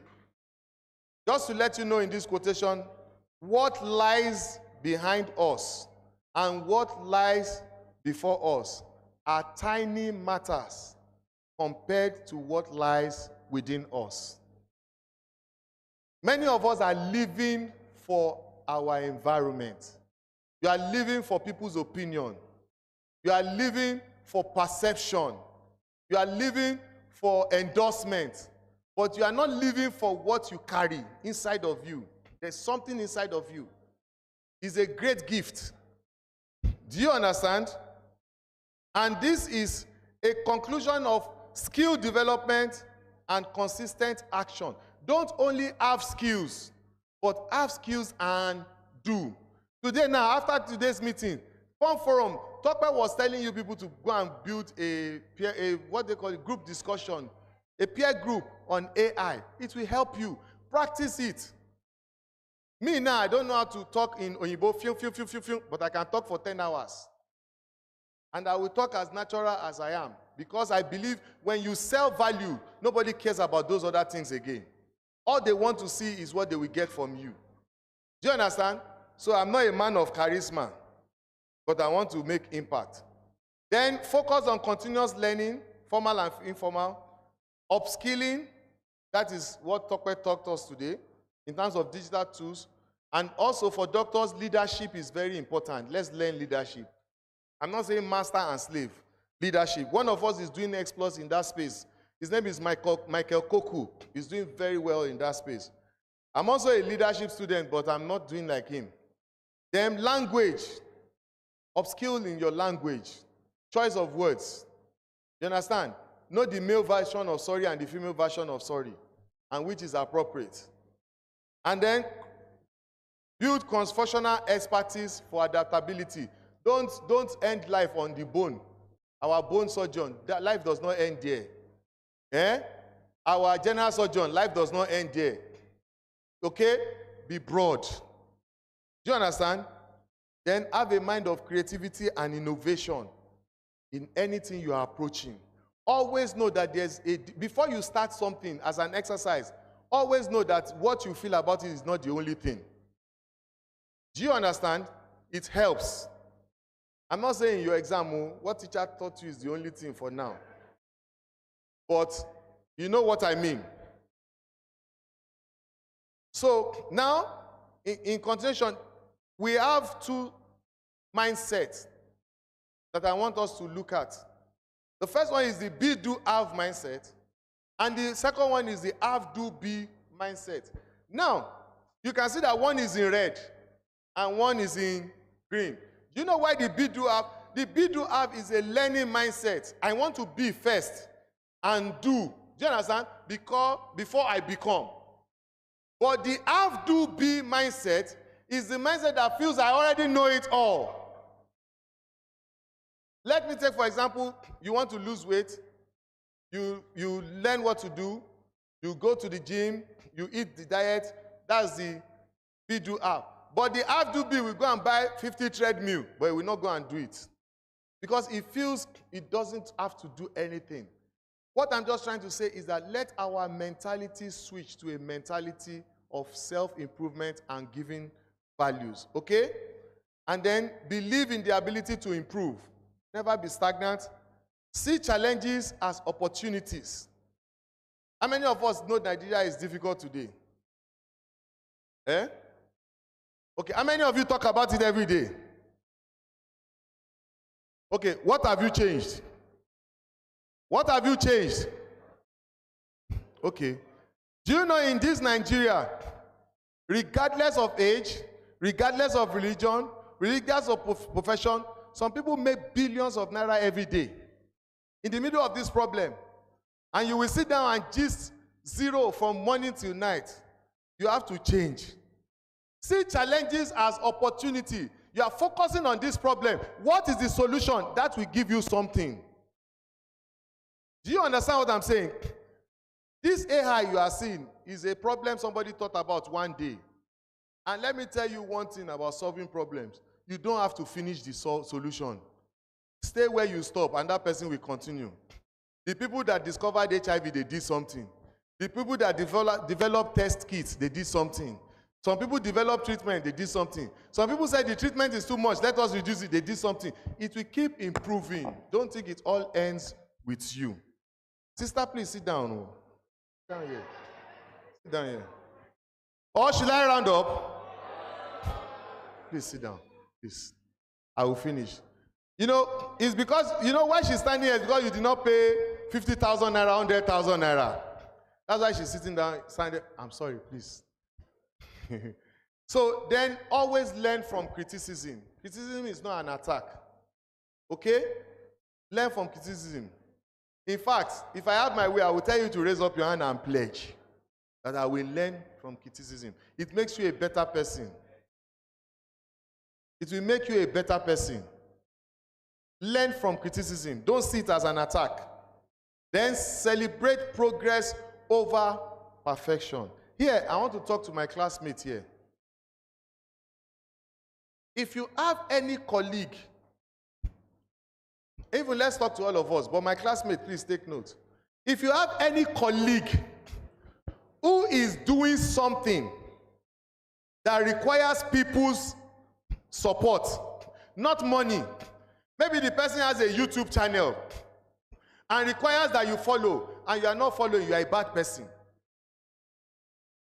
If somebody has a YouTube channel and we don't have up to 200 followers, we have failed. Learn to celebrate people. After this place, go and look for many people. Funke is doing. Me, I might not comment, but I'm following. I'm following. Once you post your thing, I will just support you. I will do because you don't gain anything by abstaining.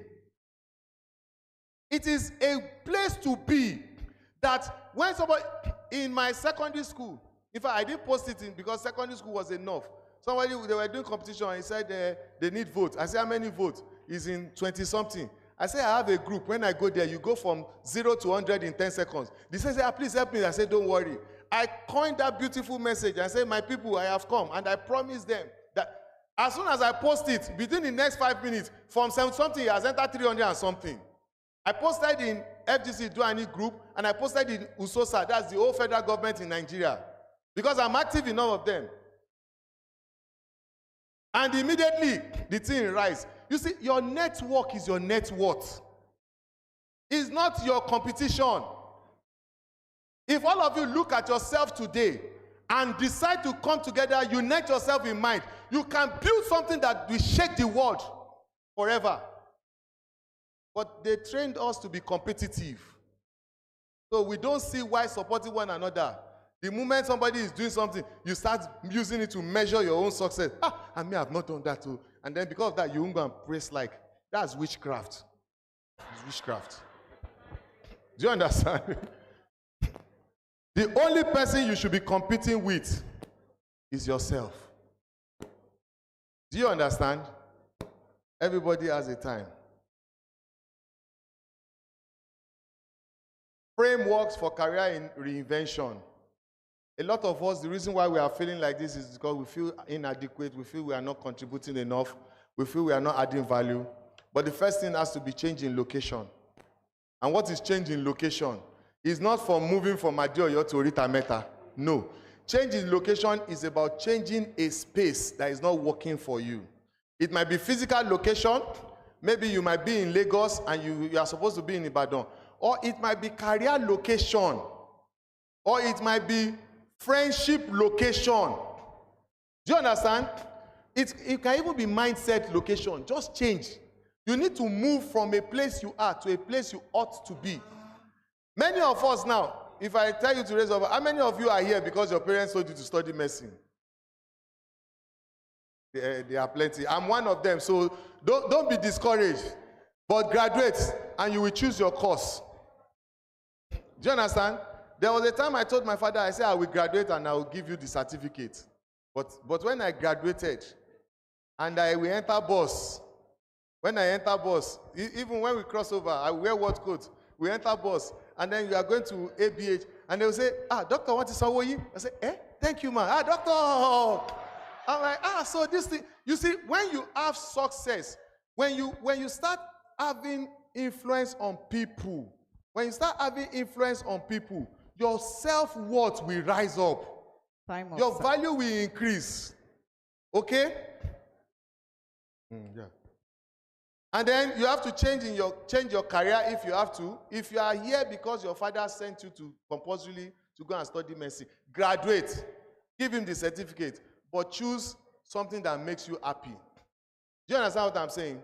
Kokpe is working in AI. I'm sure if he told Olakwe those days that I want to do AI, Olakwe will tell him you are a useless boy. You understand? Is he still here? Then change skill level. And then, so let me just rush up to this. Now, this is something I want to, as a personal reflection. What are the pitfalls for self-enhancement, or pitfalls, or saboteur, or things that sabotage your pitfall? I'm sorry, I'll round up, I'll fast forward because. Number one, overconfidence. Doctors have this a lot. We are always overconfident. Comfort zone. Because one person in the village is telling you thank you. When I was doing house job, I remember grandma will bring their granddaughter and say, I should go and look outside. And say, do you like her? I say, yes. She's fine, man. Say, I want to give you. I said, Mama, don't play risky game with your daughter. I will just use this one. Please, man. Please don't use her. Don't use her. I thought you're a good boy. I said, you don't reach this side, though. What am I trying to say is, people, because of the way they see you, they come to you. They make you feel as if you are a ruler of everything. You are not. Don't let that keep you in a comfort zone. You need to improve every day. Then the fear of failure. Somebody says fear of failure. You cannot fail. Let me tell you, this place is not a permanent residence. People come and they go. You only determine how long you spend here. Do you understand what I'm saying? But you are not going to stay here forever. So don't be under pressure, but do what you are supposed to do. Then also fear of success is also a factor. Then focusing on other people's perception of you or opinion of you. Then not setting goals. No accountability mechanism. You must develop an accountability mechanism. Have someone who can speak to you. Have someone who can nudge you. And for accountability mechanism to be correct, that person needs to know your plan. Needs to know where you are going. And that person will be saying, oh, by now you said you would have done this. There are some people that always ask me about my PhD because I've told them about it. So because I don't want to fail them, I do what I'm supposed to do. Then avoid unhealthy source of dopamine. That one will ruin your happiness. Naija bet, all those things. Smoking, drugs, excessive alcohol, and all those things. Please, those are pitfalls. They are trapped to self-development. And of course, this is supposed to be a survey, but I'm not going to take it. It's supposed to be a survey. And all these I've mentioned in my comments. And also, I will share the slide with you. Is it possible to share the slide with them? I will share the slide with you. And then this is supposed to be a work on your CV. But of course, when you scan it, you'll be able to see an outline of how to, develop a CV that will enhance your career.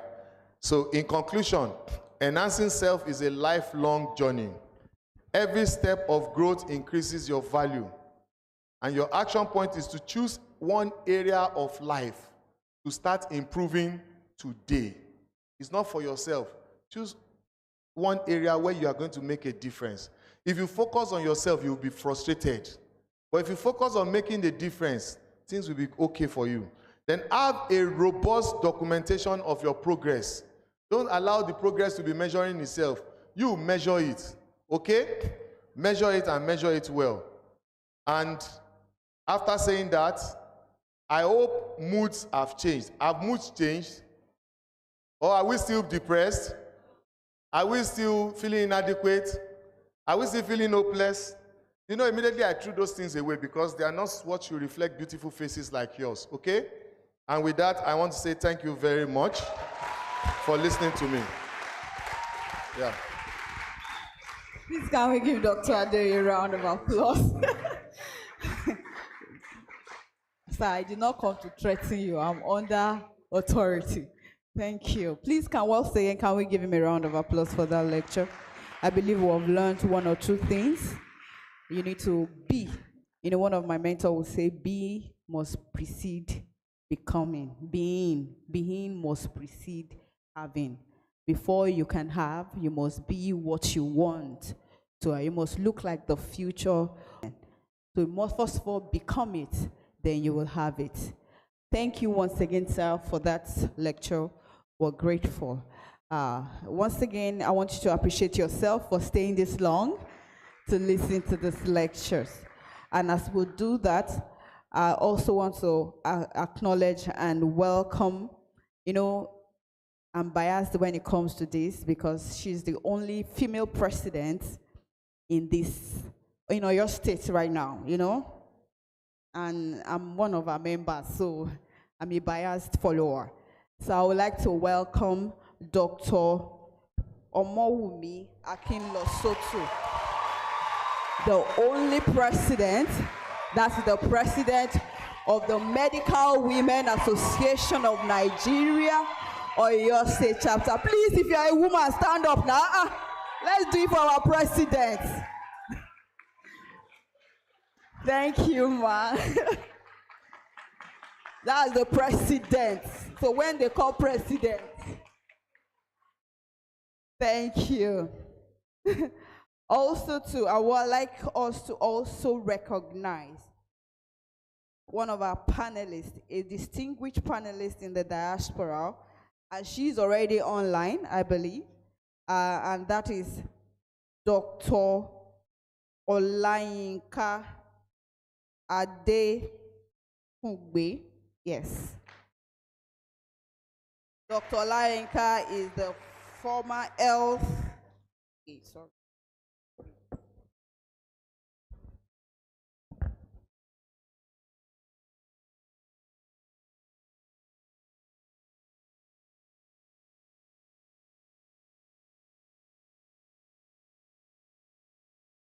All right. Wow. All right, Dr. Olayinka is a former health system advisor, WHO Nigeria, and she's presently director of oral health programs, United States of America. Please, can we appreciate her?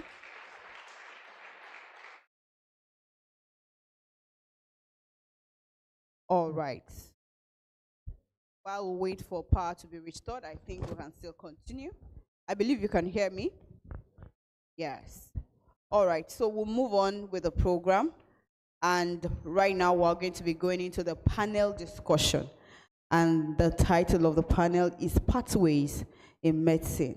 And we have discussants on this topic. And most of our discussants are on the panel, are on the podium already. So I'll be handing over. And also, sorry, before we go ahead, I would like to appreciate, our former speaker, the last speaker, was the one to acknowledge him for something very important that they did. He did. It was the one that coordinated the donation made by the 2004 class to the University College Hospital, while they donated some sets of equipment to the hospital. Please, can we appreciate Dr. Olusegun Adeoye once again for that awesome gesture. We say thank you for improving learning in the University College Hospital, especially for us resident doctors. Thank you. All right. So we'll move on to the panel discussion, and to discuss today, our panelists, that's our distinguished panelist on the podium, that is Dr. Abimbola Abolariwa. Please appreciate them as I call their name, Dr. Abosede Adabale. We have Dr. Omowumi Akinlosotu and Dr. Olayinka Akikugbe. I believe Dr. Olayinka Abimbola and Dr. Adabale will be talking about pathways in medicine, while Dr. Omowumi Akinlosotu and Dr. Olayinka Adekugbe will be talking about pathways in dentistry. And I believe this is something for us medical students that is so germane. There's so many options that you have out there. You can be jack of all trades. Some of us are jack of all trades anyway. So you can be and you can succeed at everything. You know, before they say jack of all trades, master of, but you can actually do everything. That is why you have systems working in your body. You have the reproductive system and they are doing well. You have the digestive system, your body working well. And all are working well to ensure that you keep living. So you can actually, you have pathways, you can specialize, you can do so many things. You have one of our lecturers that told us that there are pathways in health information, there's health economics, there's health financing, there's leadership, there's management, and there's so much pathway in medicine. So this afternoon, they're going to be talking about these things, and I'd like you to listen attentively as we go on into the panel discussion. And to moderate the panel, Dr. George.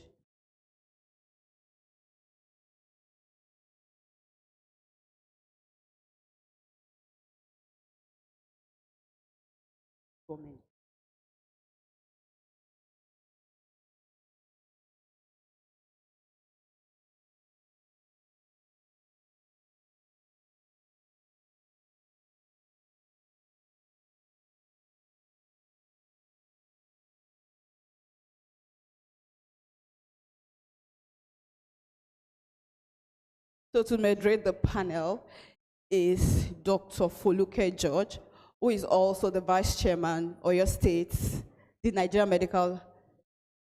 Don't go now.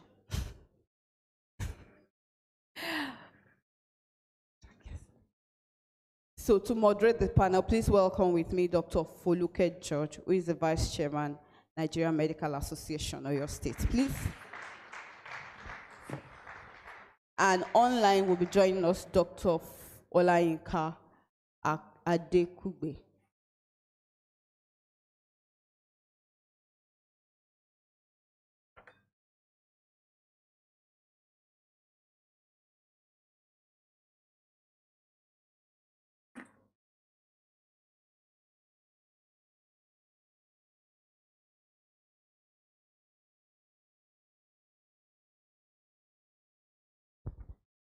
All right.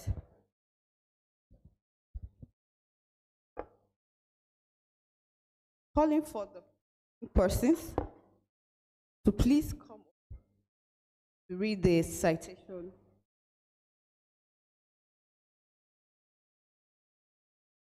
I'm going to be calling out on Victoria once again to come up stage. Miss Victoria to come up stage to read the citation of some of our panelists. Miss Angela, please, can you come up?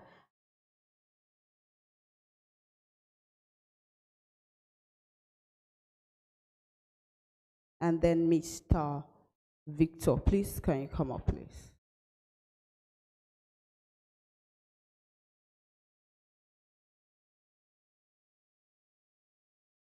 Sorry, Mr. Patrick. Sorry.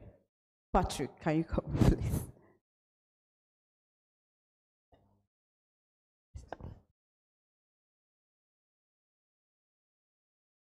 The citation of Dr. Abimbola Abolarinwa. Please rise. Dr. Abimbola Abolarinwa studied medicine at the University of Ibadan and had her residency training in surgery and urology at the Lagos State University Teaching Hospital in Ikeja, obtaining her fellowship in urology from the West African College of Surgeons in 2013. This made her the first woman in Nigeria to attain this status and the first woman in Africa to attain this status in a previously male-only surgical specialty. She has special interest in andrology and pediatric urology and desires strongly to further develop medical education in Nigeria. She is passionate about her patients' welfare and also loves to teach.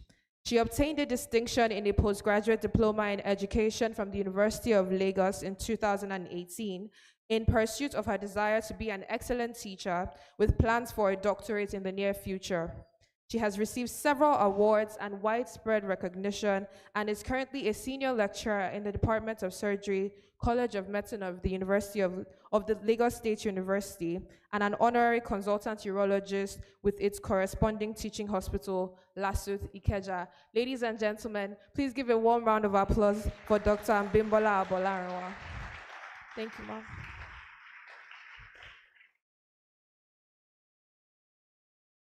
The citation of Dr. Adabale Khadija.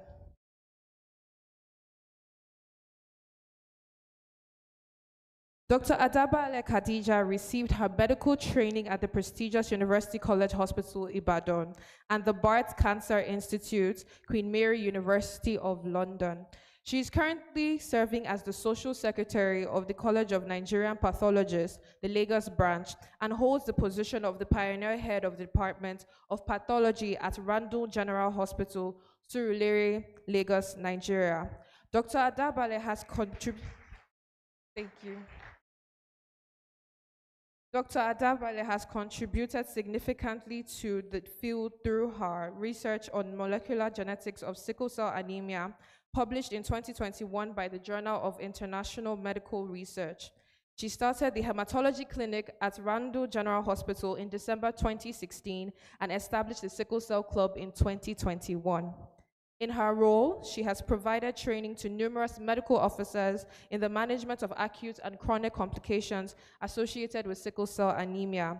She's an integral part of a robust multidisciplinary team where she serves as the Director of Clinical Services and Training dedicated to improving patient outcomes. Ladies and gentlemen, please another warm round of applause for Dr. Adabale Khadija. Thank you.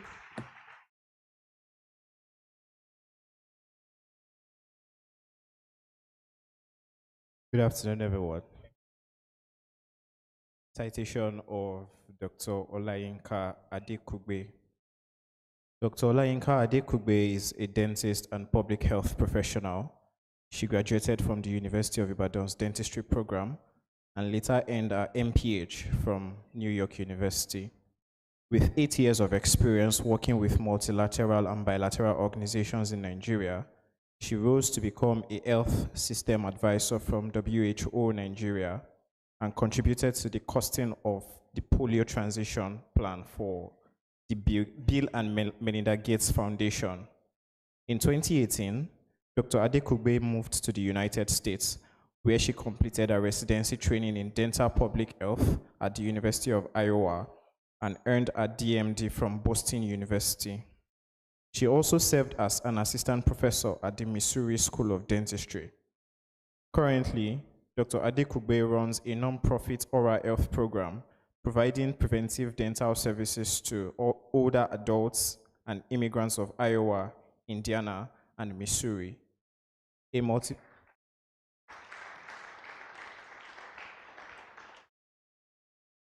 A multifaceted individual, she enjoys gym workouts, writing, creating reels on beauty, Afrofusion styles, and well-being. Dr. Adekugbe is committed to lifelong learning and was recently recognized by Johns Hopkins University for her contribution to global oral health in 2025. Ladies and gentlemen, Dr. Olayinka Adekugbe.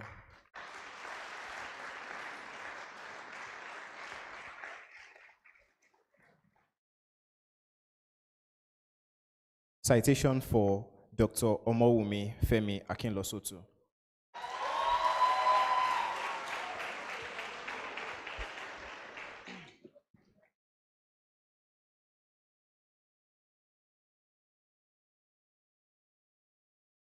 Dr. Omowumi Femi Akinlosotu is a senior lecturer in the Department of Anatomy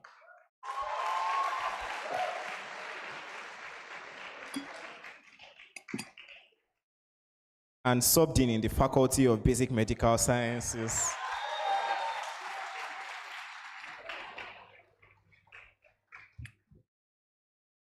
College of Medicine, University of Ibadan, Nigeria. She has a Bachelor of Dental Surgery, Masters of Science in Anatomy, and PhD in Neurobiology. Her research interests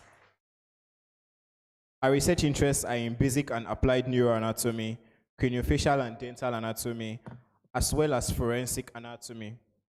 She is a member of the Nigerian Medical Association, Nigeria Dental Association, Anatomical Society of Nigeria, International Brain Research Organization, International Society for Neurochemistry, Society for Neuroscience, and Society of Neuroscientists in Africa. Presently, she is the president of Medical Women Association of Nigeria, Oyo State Chapter.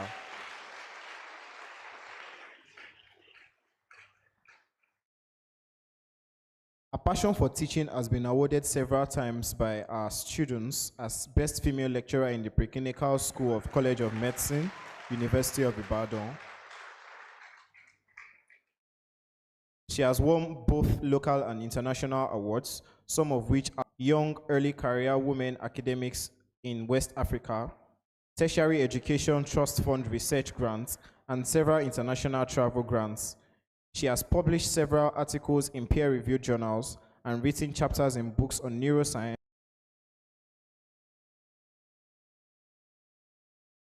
Dr. Omowumi Femi Akinlosotu enjoys traveling and watching documentaries, and she is married with children. Ladies and gentlemen, Dr. Omowumi Femi Akinlosotu.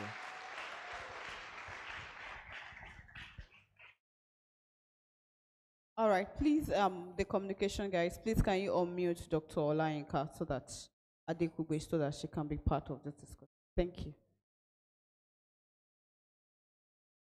Thank you so much, our very efficient compare. I am Foluke Olani George, and I'll be the moderator for this panel discussion. I want to first of all appreciate all the students that have participated by way of reading citations. You have indeed done very well, and we're proud of you. Thank you so much. So we have, as you can see, a very star-studded panel. And UCH 2000 set, College of Medicine graduating 2004 set is extremely proud of them. But I can assure you that we have very many more rock stars among us, and you'll be hearing from them time and again. We are very much about inclusion. As you can see, we have people from the academia, We have people who are actively in clinical practice. We have people who have alternative pathways, outside of medicine. We have MBBS, we have BDS. Everybody is represented. Even the multinational and international organizations are represented here. So very quickly, we are short of time, but I'm going to throw my first question to Dr. Segun Adeoye. And I want him to, just in maybe 3-4 minutes, talk to us about his journey as a medical student. All right. Thank you very much, moderator. And thank you also all for having me here once again. Joining a medical student, medical school. Mine is not your typical straightforward journey. I was a man of many hats, and not in useful things anyway. But, I was busy being a boy. But what I just want to say is that the journey made me have a lot of experience and encounters that have shaped my life. And one notable funny one, I think I should share this. Having stabbed dissection class for a long time.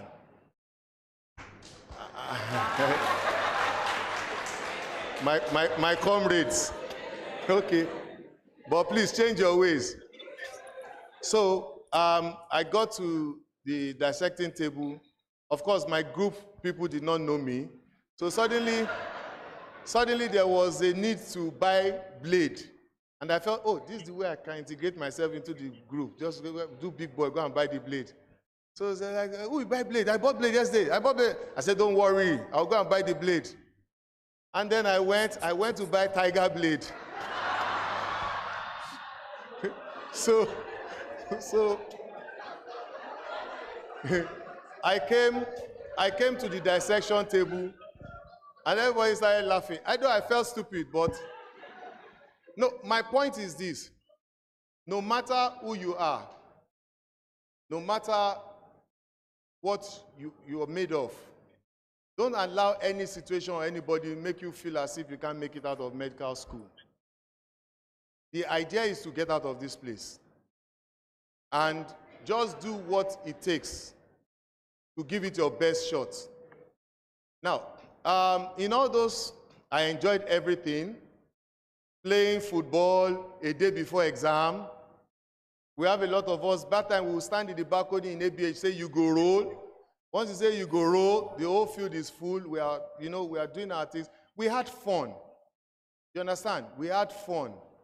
I'm not saying those who did not do well, no. But we enjoyed ourselves. And I can assure you, during Part and Farm, when they were waiting for us to come out with our failure, we chop them 2-0. And because of that, a lot of, even babes in younger class, they will become worrying, how did you do it? They thought it's Kurugbe, and it was not. It's just us doing what we have to do. So in my own journey, I just want you to reflect. I really want to talk to people who are feeling inadequate here. People are making you feel as if you don't belong to the group of those who can graduate. You can. Just pick yourself up. Know the reason why you are here. Pick up that book. Study it. Once you score JAMB, or less if they did it for you, once you passed in JAMB and you are here, you can do it. So I think that's just what I want to share. Thank you. Thank you. Thank you. That's an amazing one from Dr. Segun Adeoye. My next question will go to the much-loved Subdean. Yes. We have noticed your affection for her. So I want her to talk to, we hope that we have a sizable number of final years in the audience. I want her to just talk a little around how to navigate your final year in medical school. Thank you. Okay, thank you very much. So for the final year students, I think by now, you have a focus, you know what you want. Yeah, so, but from my own experience, let me share my own personal experience. My final year, I don't think I really knew one thing I knew I wanted and I pursued was the fact that I never wanted to do residency. Yes, I never wanted to do residency. So I told myself, I'm not coming back to do residency. So I told myself I want to do something else. And we shared the yearbook yesterday. One thing I remember very well, I wrote in the yearbook that if not medicine, what would you have done? And it came to pass. I said I would love to be a teacher. And now I'm a teacher.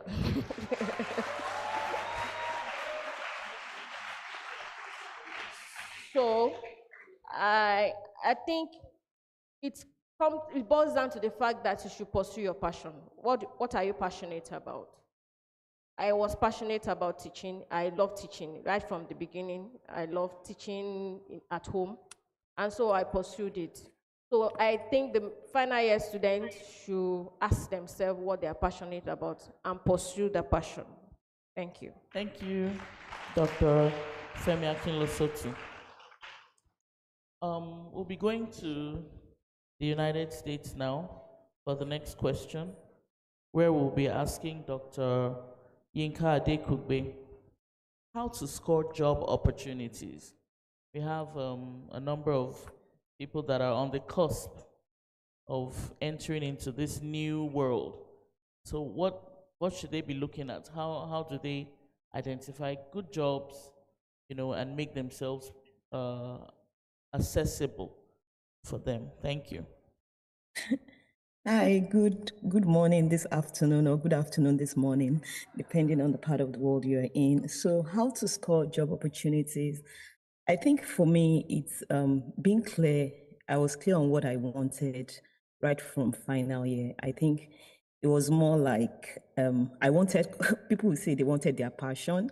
I also wanted a bit of comfort, and I wanted a good life out of what I was studying. So I did a scan, and I was like, wow, these people that work with NGOs, they seems to be like the G's, like they drive this white Jeep all around. They're always going for meetings. They drink tea when they go for their meetings and stuff like that. I also liked public health. So when I finished school, I think it was clear on the direction I wanted to go while I was still in Nigeria. And so one of my friends, so because people knew what I wanted so much that Yinka wanted to work in all these NGOs, I'd said it, everybody that cared to listen knew that was the direction I was going. So my friend Yiwande went for one pro-health project, a certain project in a place.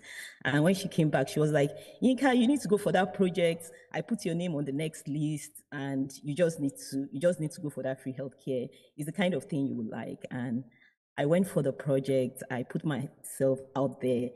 The people normally go for the project as volunteer, but I went with the mind that I was going to get a job with Pro Health at my first project. So the first time I went for Pro Health project, I didn't even go back home. It was a question of telling my mom, I have a job and I'm going off with these people to Jos, and they're going to make my life better. My career is just going to skyrocket from here. So I went for that project and I got a job, and like they say, the rest is history. I think for me, it's always about going the extra mile and knowing what you want. Sometimes I come across as a non-conformist anywhere I am, because I'll go the extra mile for what I want, or the way I want my life, the way I want to live my life, which has always helped me to be focused on what I want and how to get there. So I think it's all about knowing what you want, be clear on what you want, and be focused on what you want. And sometimes we also have to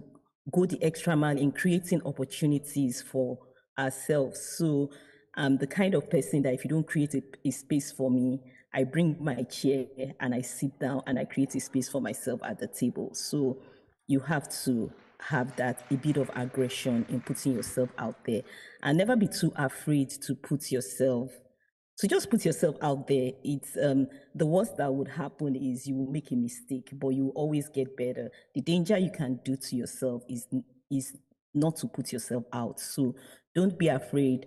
My first abstract that I wrote coming to America in 2007 was just, I didn't even know what an abstract was. So I was just fooling around with one of my friends, and we We wrote it, we're supposed to submit it for Nigeria, mistakenly got submitted in America, and like they say, the rest is history. So never be too afraid to put yourself out there.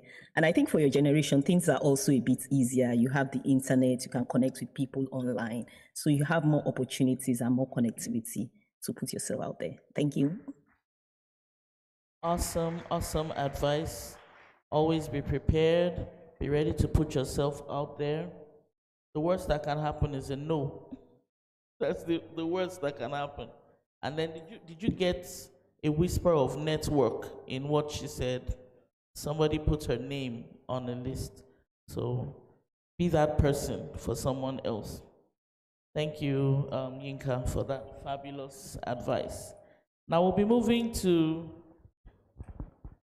our star hematologist, Dr. Adabale. And thank you. She deserves it. So I would like you to give us a little insight on how to keep growing in the profession and to stay on top. You know, we are not about mediocrity. How do we ensure that we stay excellent? Hi, thank you. Good afternoon, everyone. Happy to be here. So how do you keep going and how do you stay on top in the profession? The first thing is that you must always add value to yourself. You must always have something to offer. That extra thing, they should find it in you. If it's an extra skill, know it. An extra knowledge, get it. It must always be mentioned that if there's anyone who knows it, it's you. That is one way you can stay on top. Another way, which Yinka mentioned earlier, is you must volunteer. Volunteering actually is a way of networking and is also a way of learning. For one, you're learning from experienced people. Secondly, you're putting yourself out there so people know who you are, they know you're available, and they know what you can do. Also, never forget to blow your own trumpets. No one is going to blow it for you. If you've learned something, if you know something, you're able to do something, you have to let people know. And because people are so busy, nobody's keeping track of who is learning what or who is able to do what. So you have to let people know. And you're not really going to go on Instagram or TikTok to say, hey, I just got a master's. Of course, that is valid if that's your thing.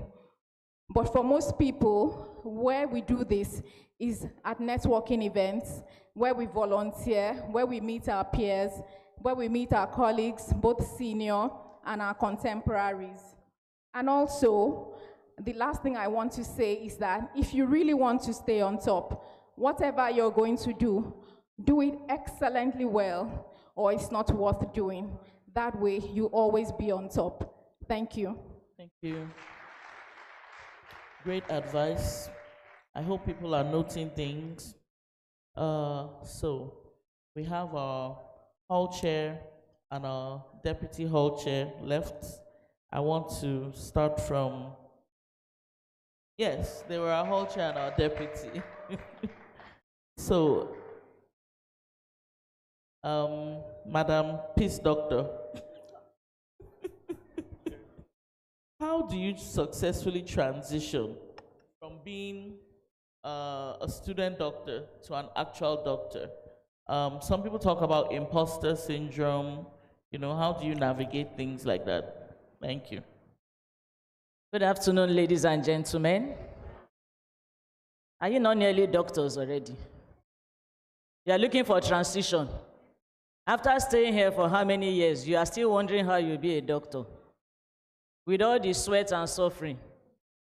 You know, the way they work on your mind, by the time you write that final exam and then you are pushed to start house job, you just fall into place. I think the transition is blurred for UI graduates because of the depth of your training. You will not be confused regardless of where they throw you to. If you like, go to Kutu Wenja and be a house officer there.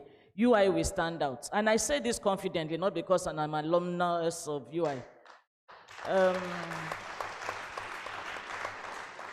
Last suit, We get house officers from, everywhere, but the priority is for our graduates from LASU.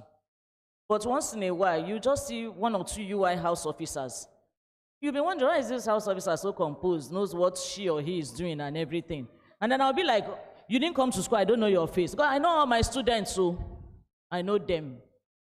I used to follow them around. One time they put me on Twitter, I stopped going. I got to the hostel to drive them out to class because they would treat us one day. So one day they said, why did the chicken cross the road or something like that? Because Dr. Brown is coming to drive us to lecture. So I stopped disturbing them in their hostel. So I looked at these particular 2, and funny enough, they were both together. I noticed they were close. Apparently they were classmates in UI. And they were the 2 in my unit. And I said, you don't come to school, I don't know your face. Because I wrongly assumed they were LASUCOM graduates. And they said, no, we didn't school here. I said, Abajo, but where did you school? UI. I said, hey. I was feeling very, very familiar and really very as if we were from the same parents, but the same father, different mother. Like their mother is the youngest wife of my father. It's clear. But the truth is that there's much more to being a doctor. You have knowledge, and that is what UI ensures you will get, knowledge. Then they also train you in character, because what's the logo? In character and in what? In learning. You should have learned some character traits. They didn't teach you at home. You learn it in UI by force.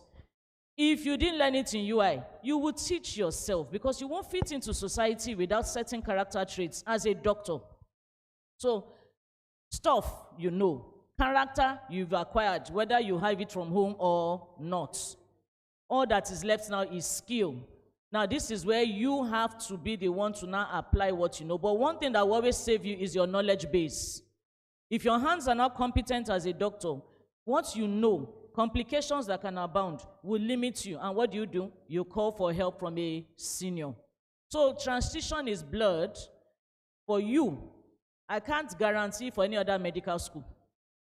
For you, it is blurred, because I'm confident that your knowledge base is sound. But I think that the extra work you should put in is to have that sense of duty that you are a doctor now, you are no more a medical student. Nobody is going to give excuses for you any longer. So that sense of duty with your knowledge base will let you know your limits as a doctor, and then you apply yourself to learn more, because just in 1 year's time after house job, you're going to be a youth corper, probably alone in a strange land.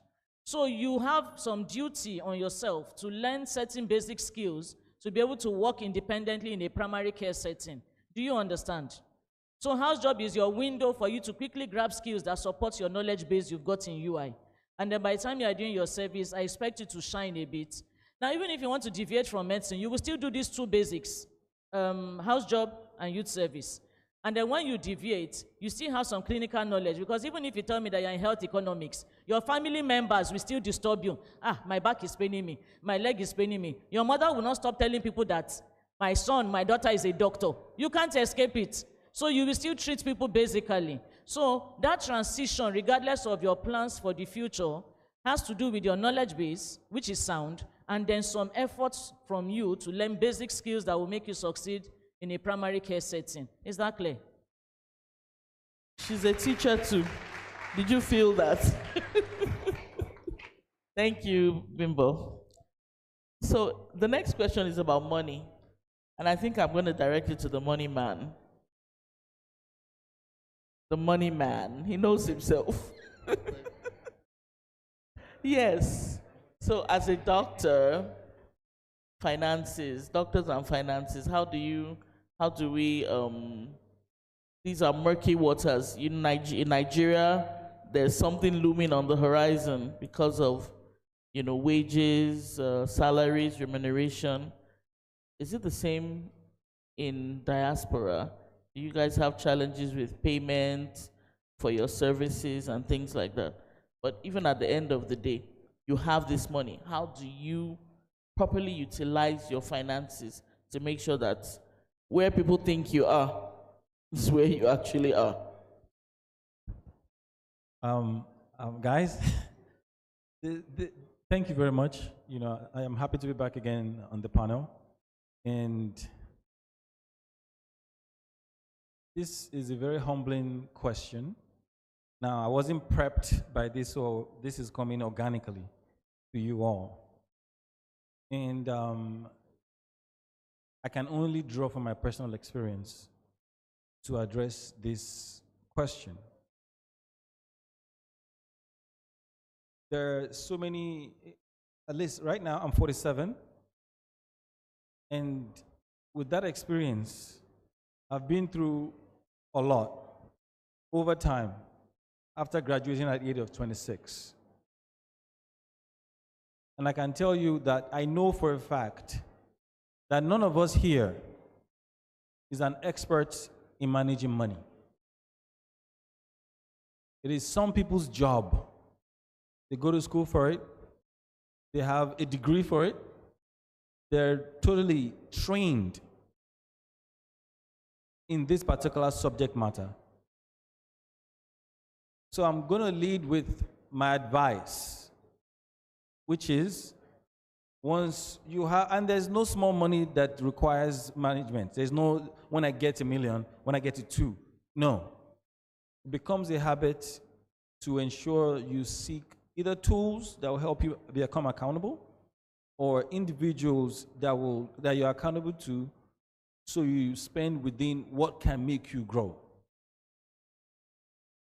And I say this because I've lived moments where I felt this money is plenty.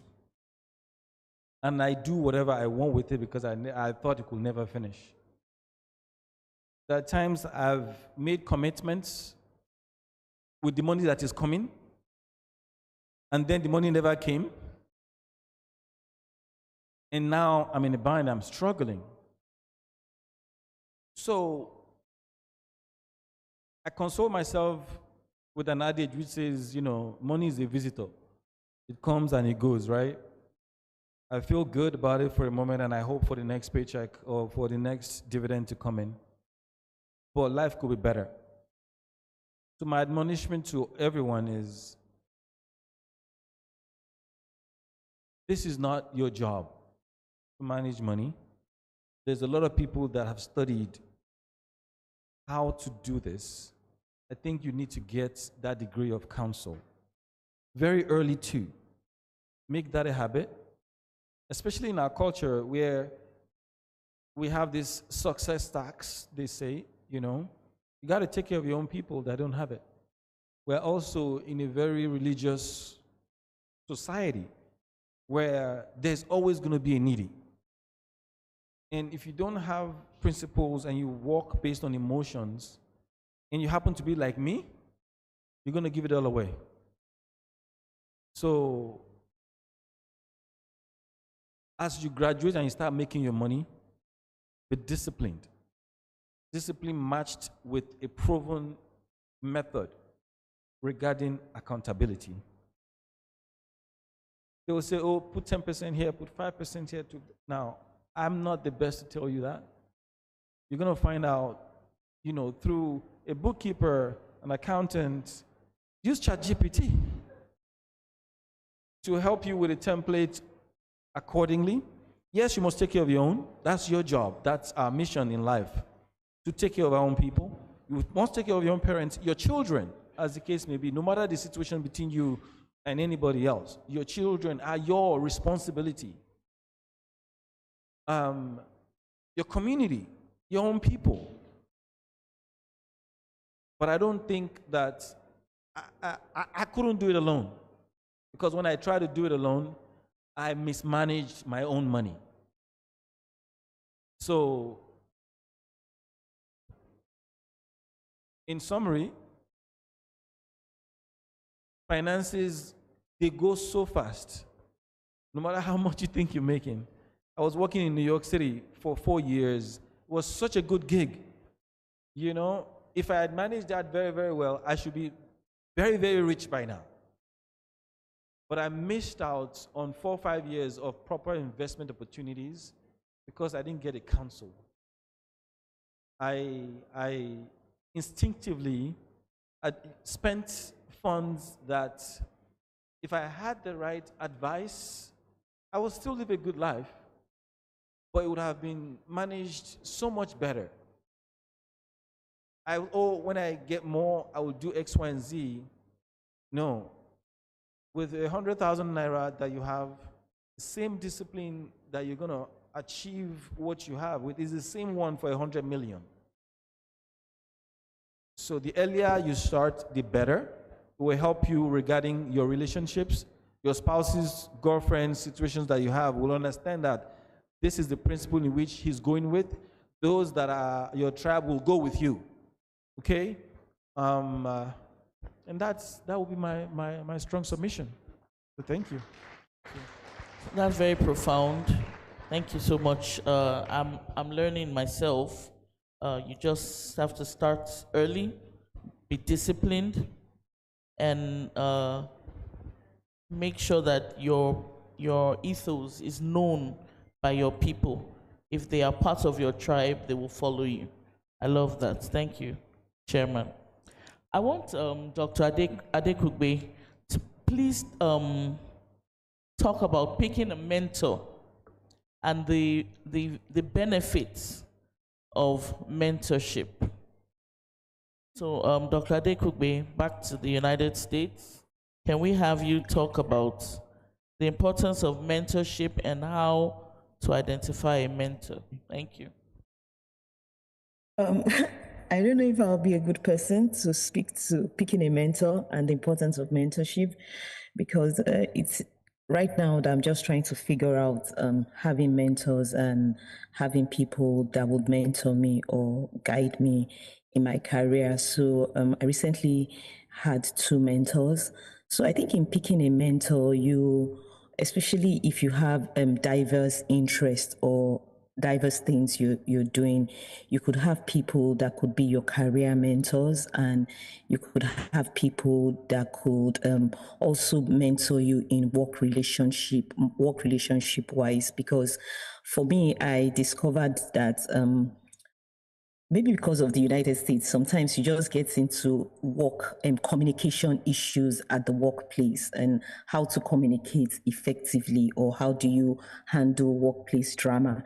And I was telling my sister that I needed a mentor on emotional intelligence, on how to comport myself emotionally at the workplace. And one of my bosses, she's also a Black woman, and I've seen her handle situations as a leader and the way she deals with people without her emotions getting in the way. So I've been working with her in emotional intelligence in the workplace. So she's been my mentor in terms of preparing me for workplace drama. How do you now begin to get into leadership and discuss with people? How do you discuss, like Warren said, without your emotions? How do you remove emotions from work and you have to be firm and telling people what to do?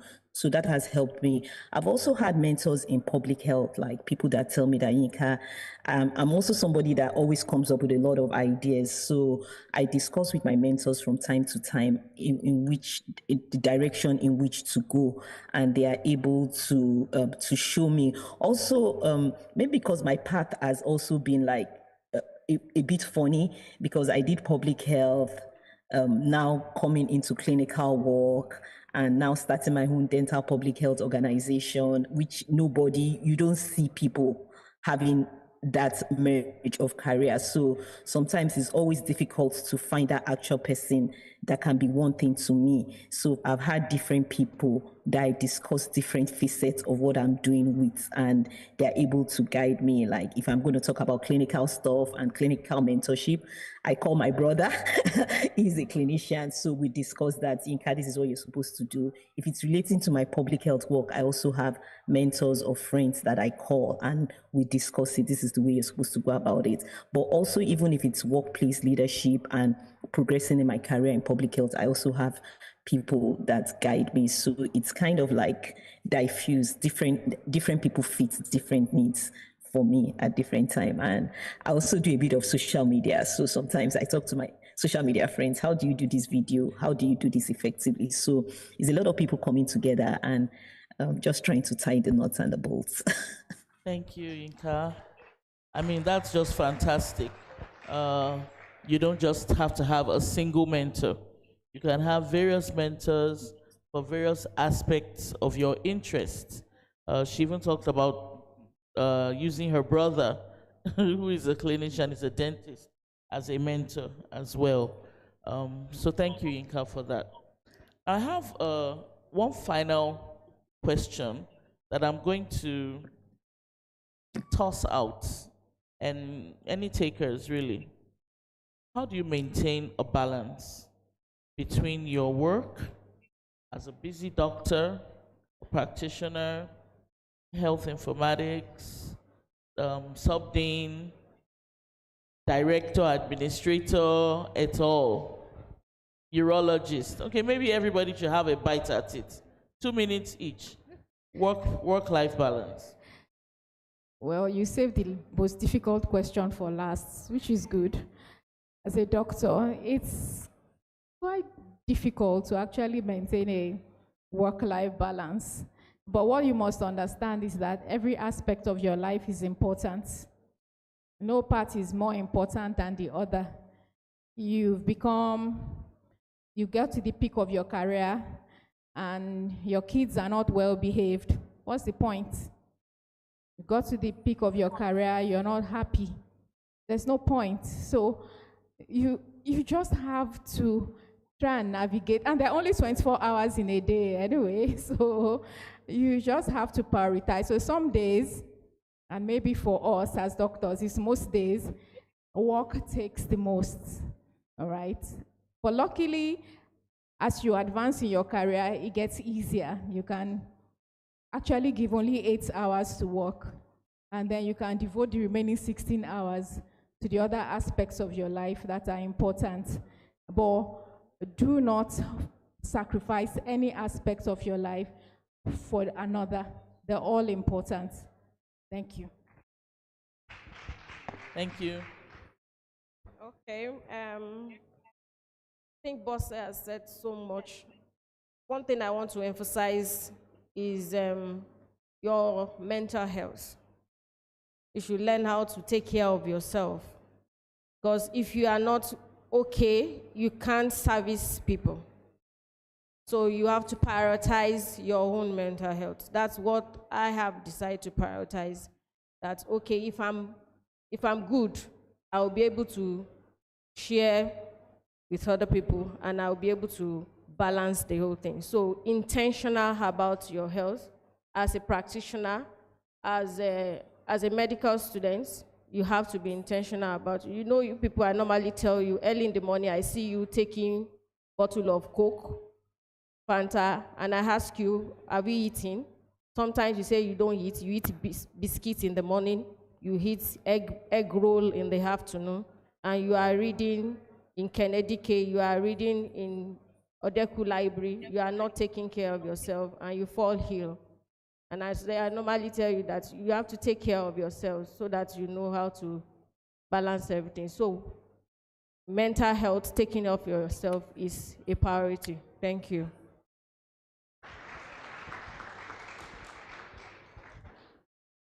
My contribution to this topic will be for you to know, for us to know that it's our duty as an individual to lead your own life. And that sense of responsibility starts with you. And you have to be very, very intentional about it. So my recommendation is, when it comes to your life and everything that affects it, write it down. Now, what work-life balance is for me is different for somebody else. What I prioritize might be something that you don't prioritize. And I'm talking emotional well-being, psychological well-being, social network, and everything around things of that nature. After writing it down, purposefully pursue prioritizing yourself.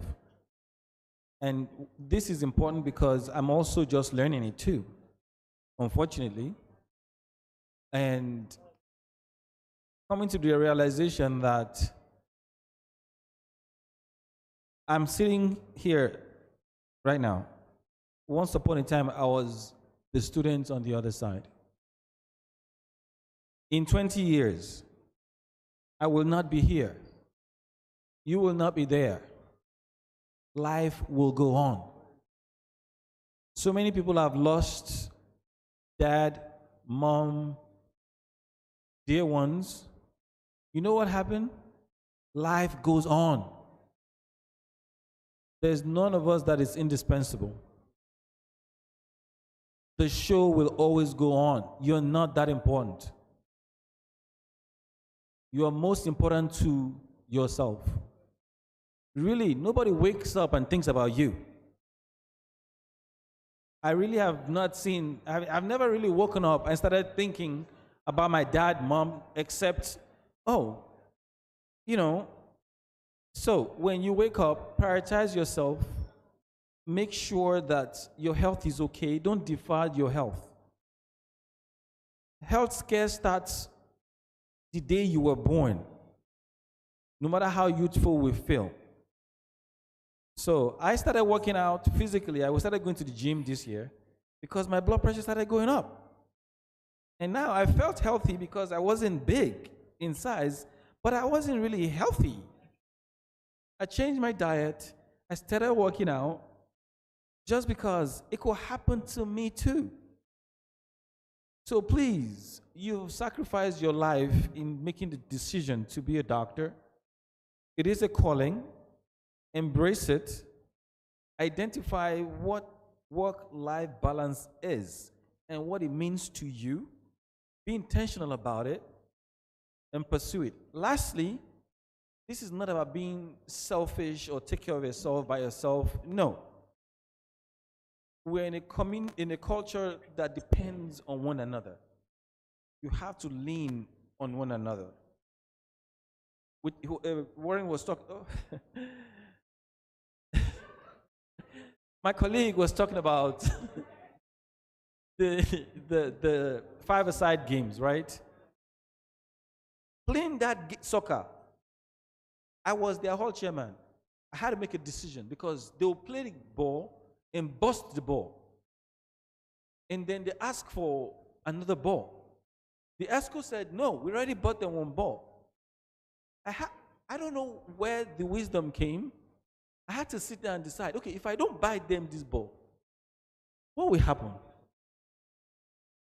So I said, go and buy as many more balls for them to play. Now, I was helping myself to be able to focus on other things. But they really also, that outlet was for them to be complete, for them to be whole. That part of well-being is about it individual, but it's collective. So, as you research what matters to you, some people were playing ball, it wasn't some other people's prerogative. Some prefer to do fellowship. They cannot miss the fellowship. You know?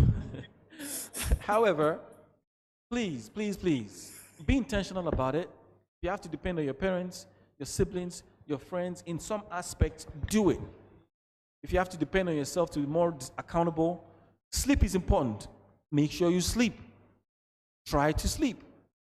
Now, that doesn't mean you have to sacrifice when you have to, but you don't need to go for 30, 40 days without sleeping.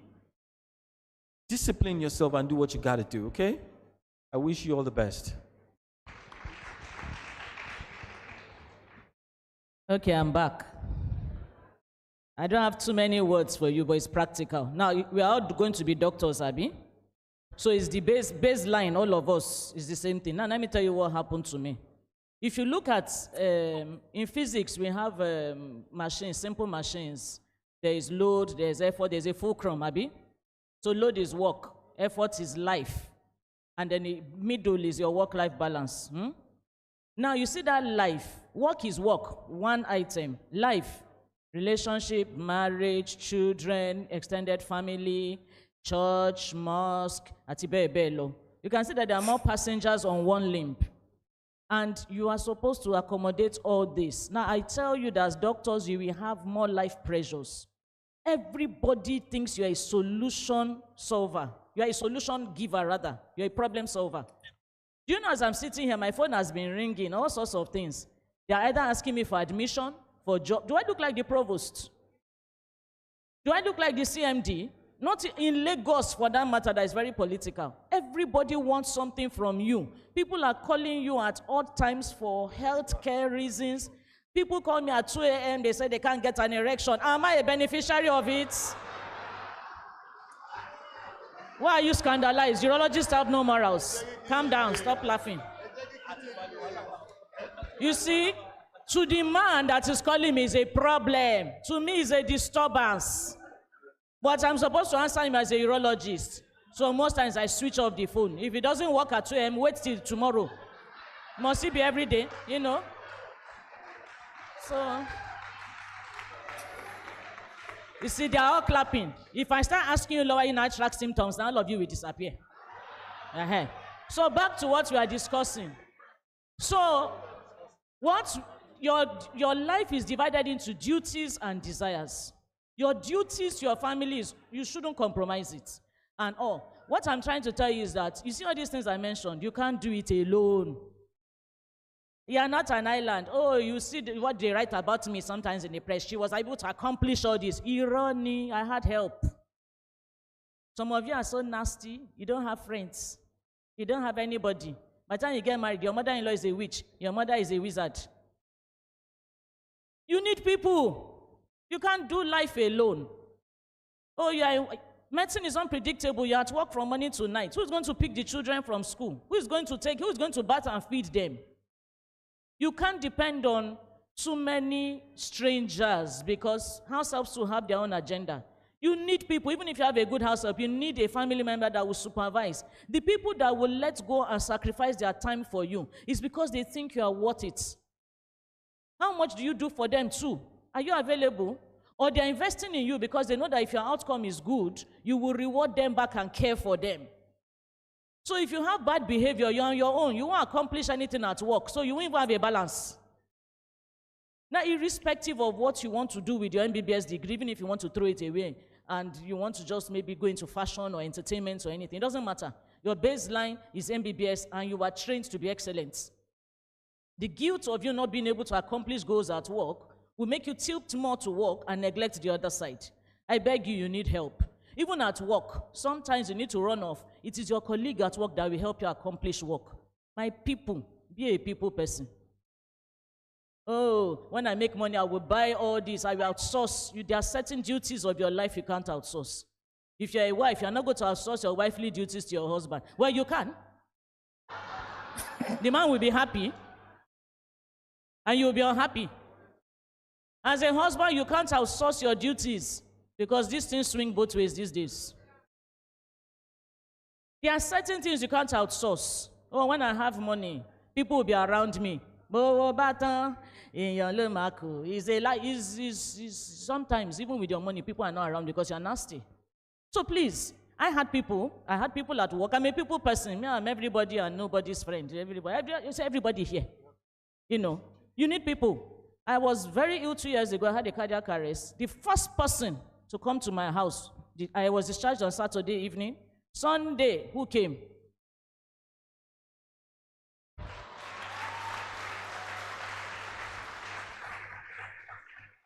Who are your inner circle? Who are the people you can talk to? Who are the people that can step in for you? Take your children and your spouse as theirs. You need this. And I'm telling you, this is practical. This won't happen with me. Even now that they say I'm consultant, I have other people that still help me. So there is no time in life you will not need assistance. And then also be willing to step in when you are freer for others. It goes round. Don't joke with your circle, please. It's very important. And that's the only way you can achieve a balance. So nothing like beauty and brains, because when that work hits you like this, like today now, I wanted to wear a wig and all, and I remember, this is not you people. I beg. These classmates, they know me in the worst of states. They're used to them. Who is posing for you? I'm a surgeon. If now Professor Shito calls me and say, hey, Nibolowa, you are in Ibadan, hey, come and join theater. You know I won't remove wig. I just offer this one, wear scrub and jumping. Life is simple. So, my dears, people, planning, know your priorities, involve people. The ones you have to do yourself, do it. Then you need to be able to sieve away what is not important. Some people want to outsource all their headache to you. I routinely don't pick calls early in the morning because some people want to give you their day's responsibility, then go and rest. Then you will start your day with their duties. By the time it's 2 p.m., you just realize you've been working from 8 a.m. on this person's phone call. When I pick up your call when I return your call at 12 noon, ma worry, mo ti settle kini ya. Má bínú ma. Mo miss the call yin. I didn't even miss the call. I did it deliberately. Because I realized that people push things, especially for people like us that we multitask. They say, oh, she's strong, she's strong, she's strong. Strong man end up in equisymmetry. You have to be careful. Please. So also be able to be wise enough to determine the ones that are red herrings, that don't deserve your attention, or you need to be emotionally intelligent and tactful enough to dodge certain things that are not important to you and even to the people asking. Thank you.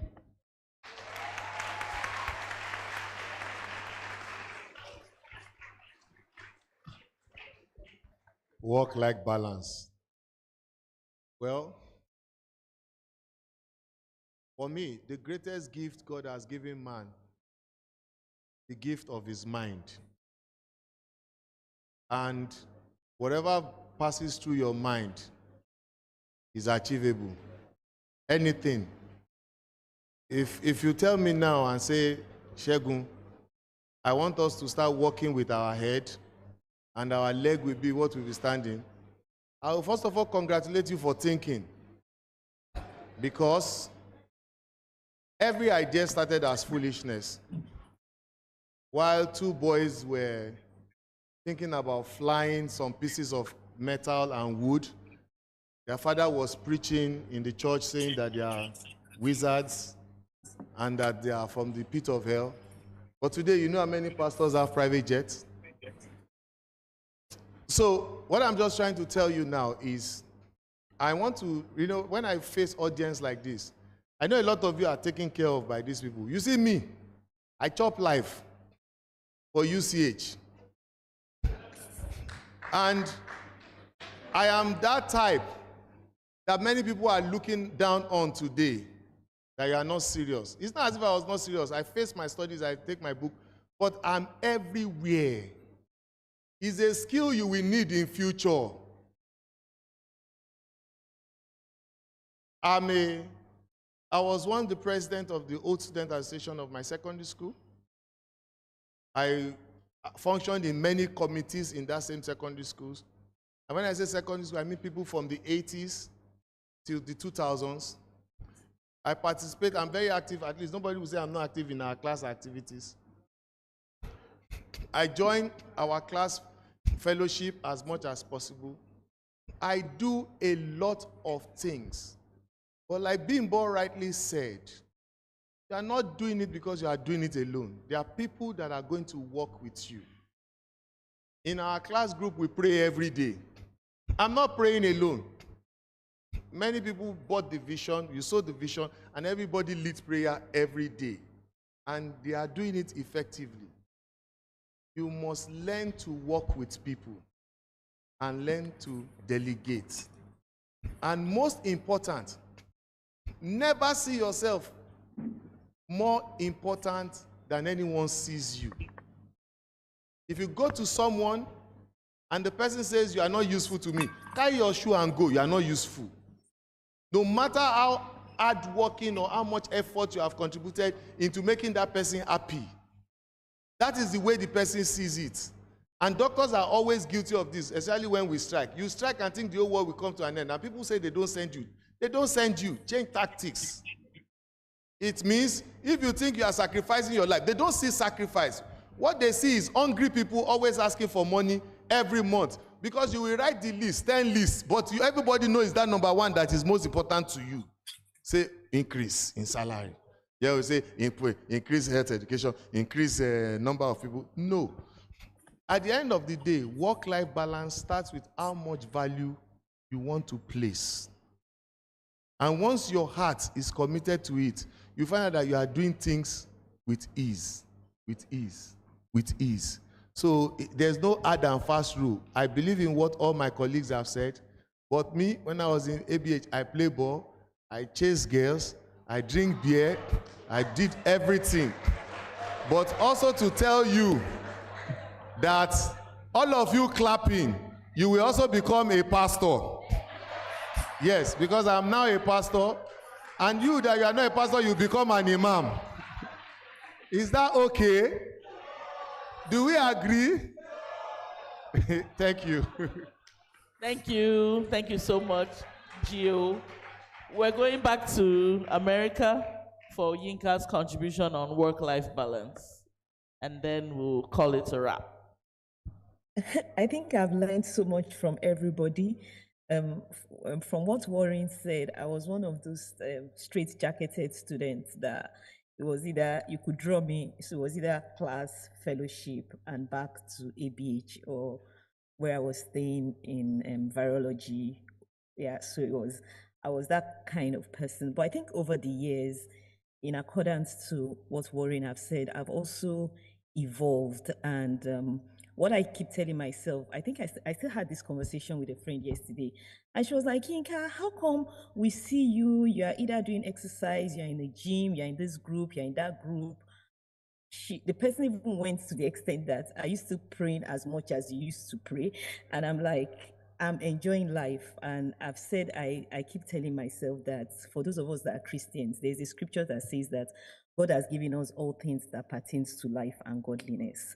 And that there's so much, I think my mantra right now is that there's so much in this life to enjoy that I've chosen not to be one thing anymore.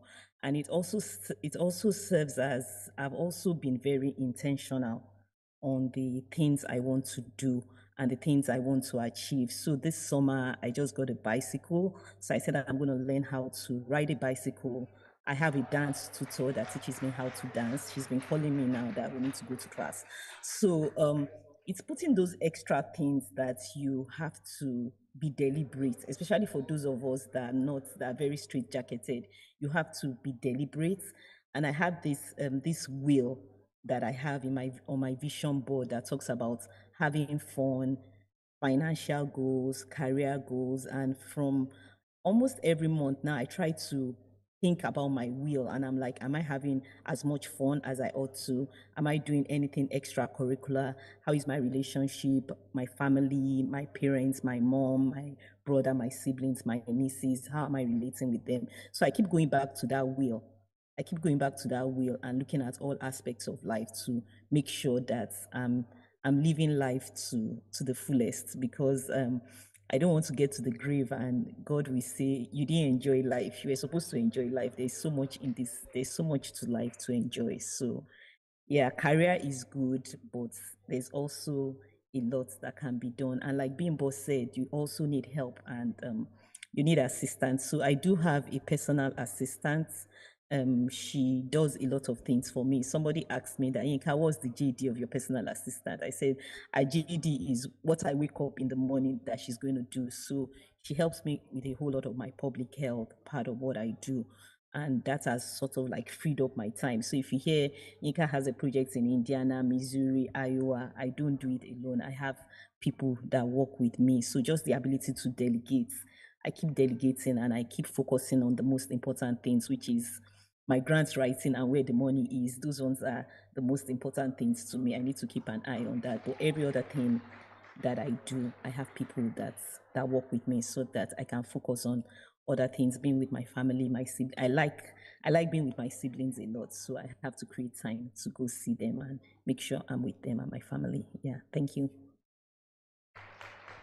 This is an amazing panel. I want to thank all of you so much for the nuggets that you have dropped for the students and indeed for us attendees at this reunion.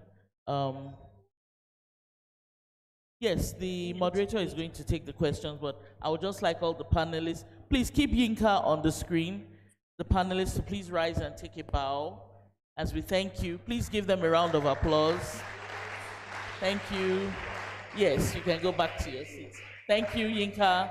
God bless you. Yinka, it was a big sacrifice. You know, she's in a different time zone. She had to stay up to be part of this session. So a round of applause for Yinka once again. Yes. I would like to say something. Okay. properly dressed. I woke up very early. Patrick in BDS 500 level was waking me up every hour, but this did not start on time, so I had a jacket. I was formally dressed. It's but I had to go fine. to the gym, so I changed to my gym wear. So I'm really very sorry if I look too casual. No, it's fine. Thank you. Thank you. Applause for Yinka. She's walking the yeah, talk. thank you. Yeah. Thank you all for your attention. Please, can we appreciate our moderator for the panel session and appreciate our panelists? Thank you so much.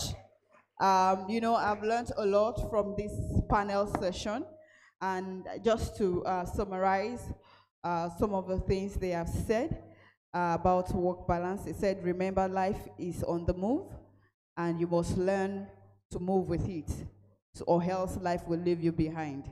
And when we say life will leave you behind, it can leave you in the grave. So you have to keep moving.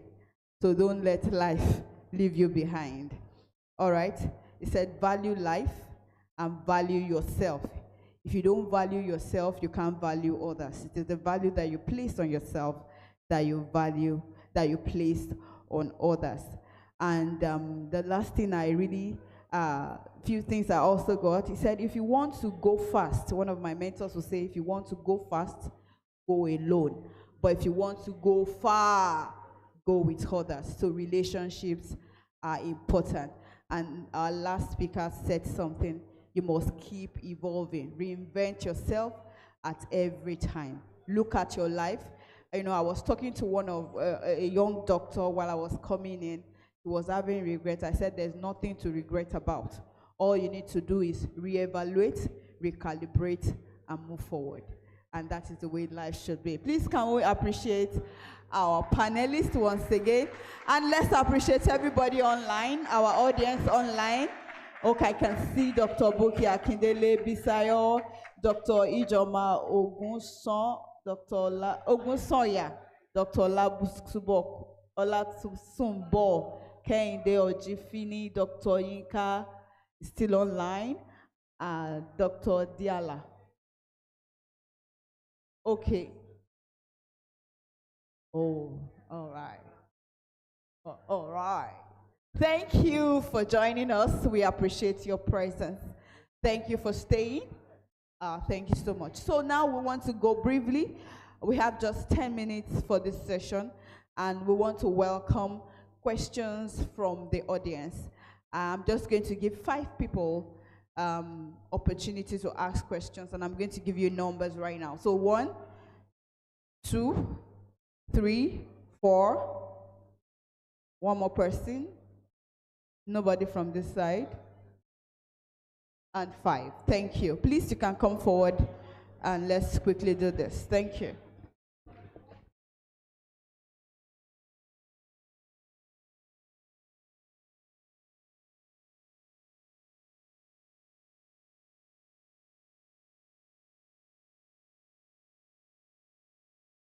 And if you have questions, those questions will not be taken now, but they will be sent to your platform. So you can ask your questions, they will answer them, and then it will be,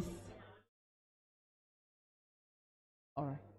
So it will be sent, those answers. So if you have other questions, you can pen it down, send it forward, and then your questions will be duly answered. So please, I would like you to tell us your name, your level, your interests, and then, of course, we know either you are medicine or dentistry, so you tell us, okay, and then your question. Yeah. So good afternoon, everyone. My name is Olalua Kwasi-Ogulano. I'm 600 level medicine, and my interests currently public health with a focus on mental health or sexual health. And I just like saying I like solving problems. It keeps me up awake and stimulates me. So, but I'd like to first start by thanking the 2004 class. This was my favorite panel session since I've been in 100 level ever. And I think it was really relevant to me because I don't know about a lot of my classmates, but this past 4 years I've been hell. So, so it's been really tough. And I think it's been really insightful hearing and learning. So sorry about that. So I wanted to ask from the perspectives of those that have gone before us, what are the top 5 non-clinical roles or jobs that you're seeing in the international space that I think a lot of medical students might take interest in? because we all know about health systems, health economics, but 20 years ago, no one would have known AI was coming up. So from your perspectives, especially those overseas, those in the international space, what are the top 5 non-clinical roles? I also like to use this opportunity to ask members of the set to please open up mentorship roles or internship roles, prioritizing those from Comui in opportunities you have, or if you just want to give back. I think it would be a great learning opportunity. Yes, I think that's just it for now. Thank you.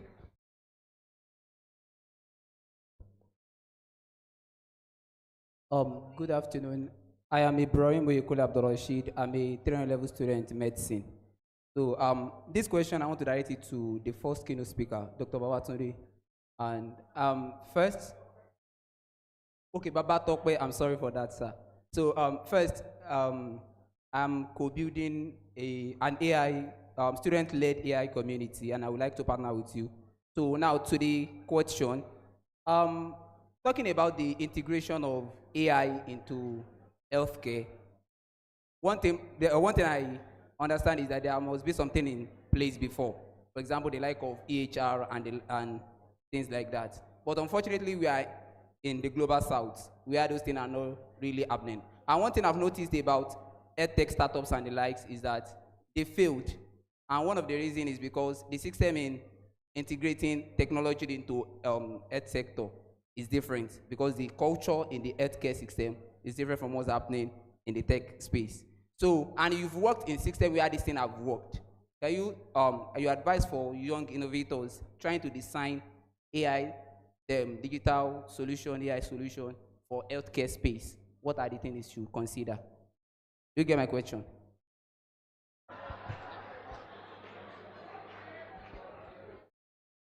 Please, I hope the panelists are noting the question. Won't take all the questions. Yes, but some of the questions are generalized. So we won't take all the questions, maybe 2 or 3 people, and then we answer them. Yes, I want us to take all the questions. Yeah. Don't respond as they're asking, right? No, I want us to take all the questions and then we answer them. Or let's take all the questions. Yes, they're just fine. All right. Good afternoon. Thanks for this section. Yeah, so my name is Favor Adebayo. I'm a 300 level medical student. Yeah, so my question still goes to Mr. Babatunde, Babatope. So, yeah, so one of my seniors started a medical AI community, so, but now he's graduated. So it was just an engineering student with a group of medical students trying to solve problems. So, but one of the issues we have was funding after we've written proposals and all. So my question is, how can we source for funding right here in the South? And because he was mentioning how priorities were placed on countries, other countries, and less priorities on Nigeria, like how can we source for funding based on our West African funding problems? Funding for AI. Thank you so much, Ma. Thank you. My name is Wisdom Akinwole. I'm in MBBS 300 level class. I wrote down my question when they were talking about volunteerism. So I'm just curious, is it a healthy mindset if one's motivation for engaging in volunteerism activities is just that need to build a robust CV? Doesn't that sound kind of selfish? I'm just curious. Your church mind, okay? Good afternoon, everyone. My name is Omayajo David, and I'm a 300 level medical student. My question still goes to Dr. Babatokwe Fabri, and this centers on AI and the Turing test.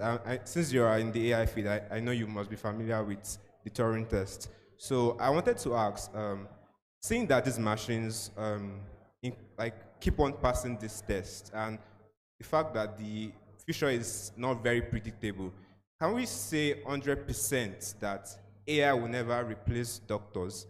And if we can, it seems from your lecture that you said that we will always be able to, humans will always have that empathy that AI cannot automate. So will there ever be a point where AI can actually get to that level where it will be able to simulate empathy, and at that point, what makes the difference any longer?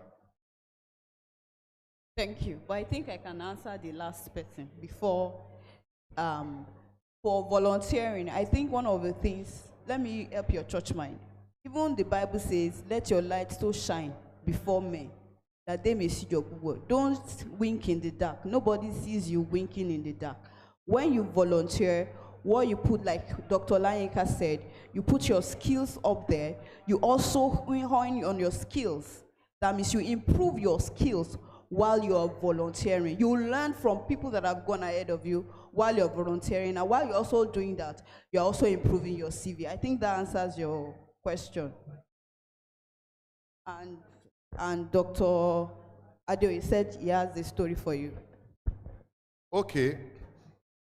You want to volunteer. The idea is to enhance yourself. So there's nothing selfish about that. I have a relatable story.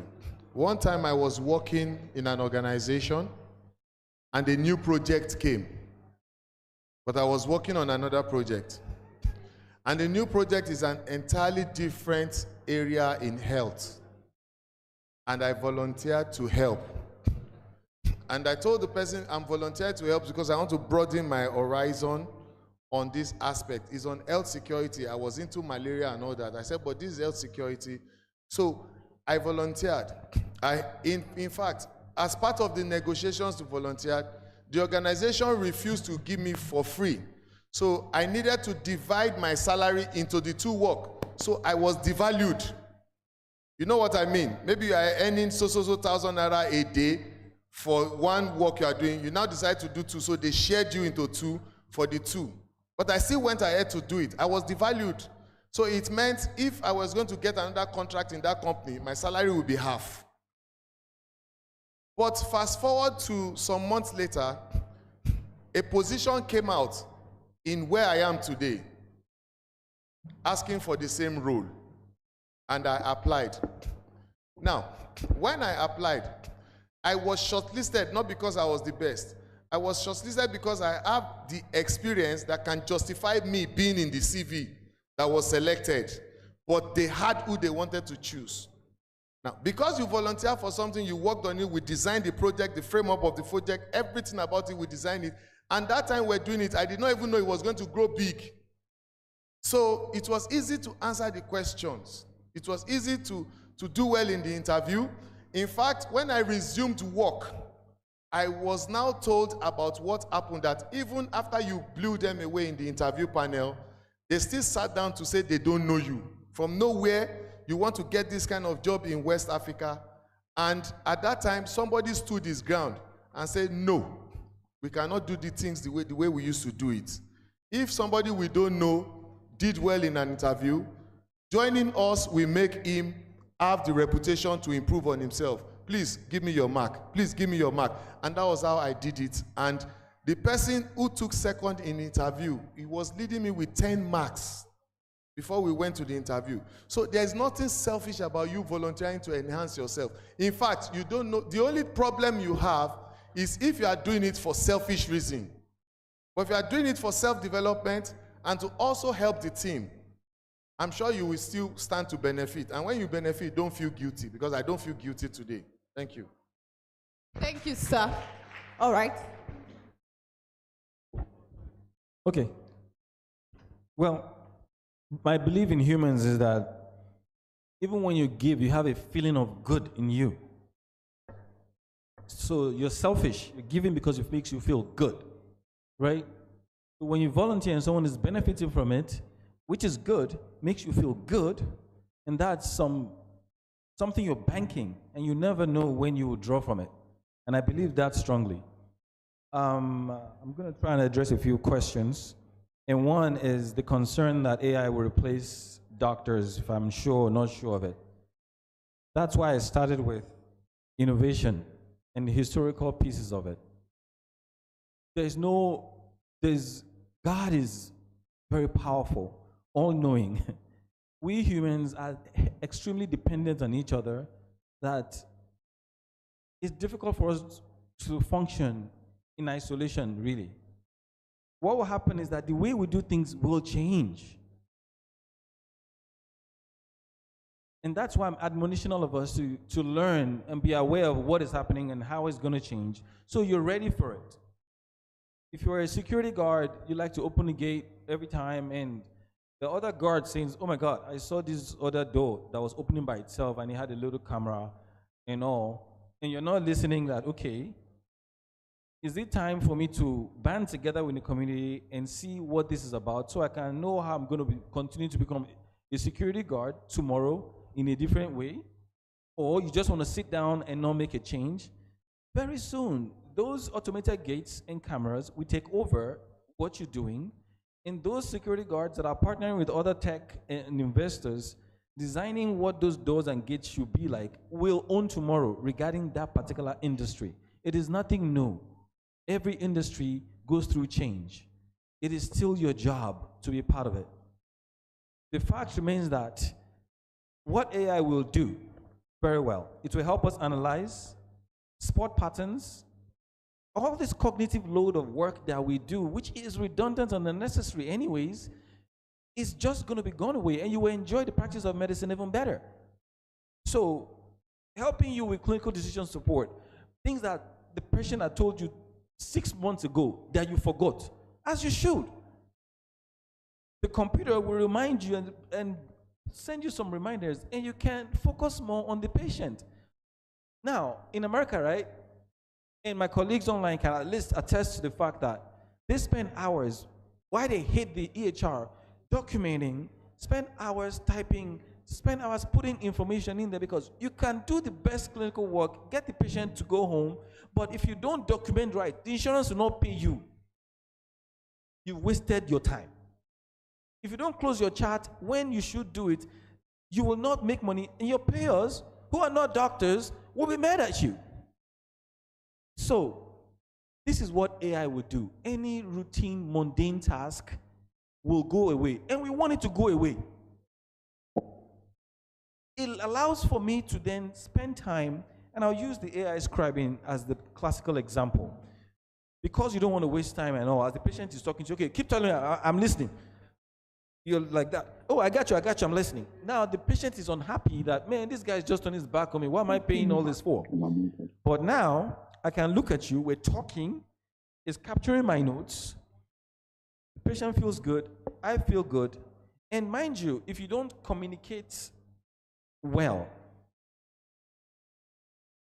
the tool will not capture right. So I now have to talk clearly and fully, so my note is complete.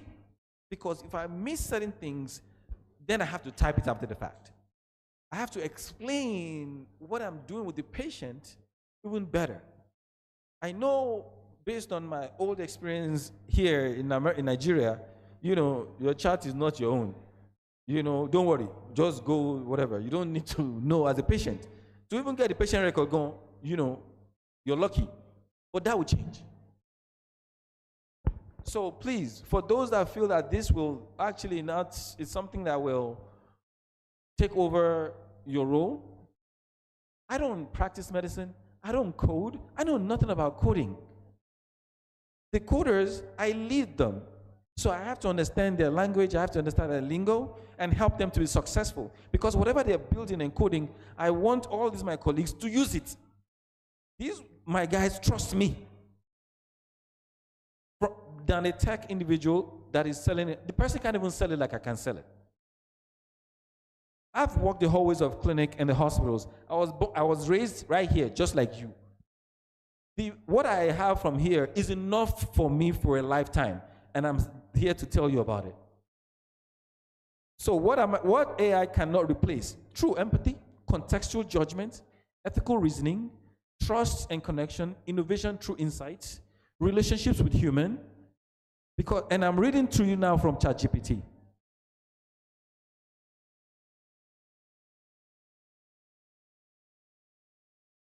It's not rocket science. I told you I wasn't the smartest in my class.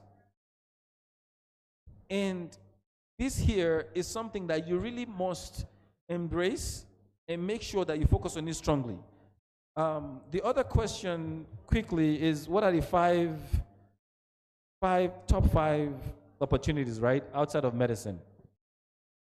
So this I wrote before from my previous notes. There are a lot of our colleagues that are into consulting through insurances and others. I know we have a few medical directors and CEOs and things like that. That requires just a little bit of reading. It's not as hard as what you're doing here, as long as you know you're committed to it. Relationship building, professional development, executive reasoning and presence, healthcare consulting. I started with that. Pharmaceutical industries are huge because the way you speak and talk to, you're already part of a cult, the medical cult and crew, right?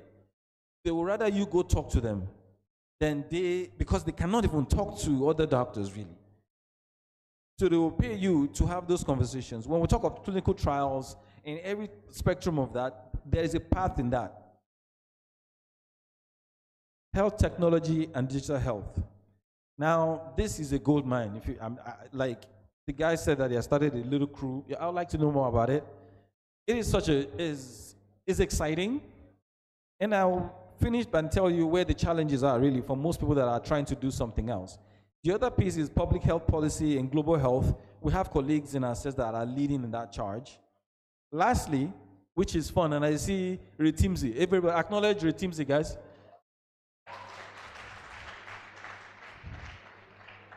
Is medical writing for Nollywood, Hollywood. And you can see the opportunity in Hollywood as, have you watched any movie in this country that depicts the hospital and you are proud of it?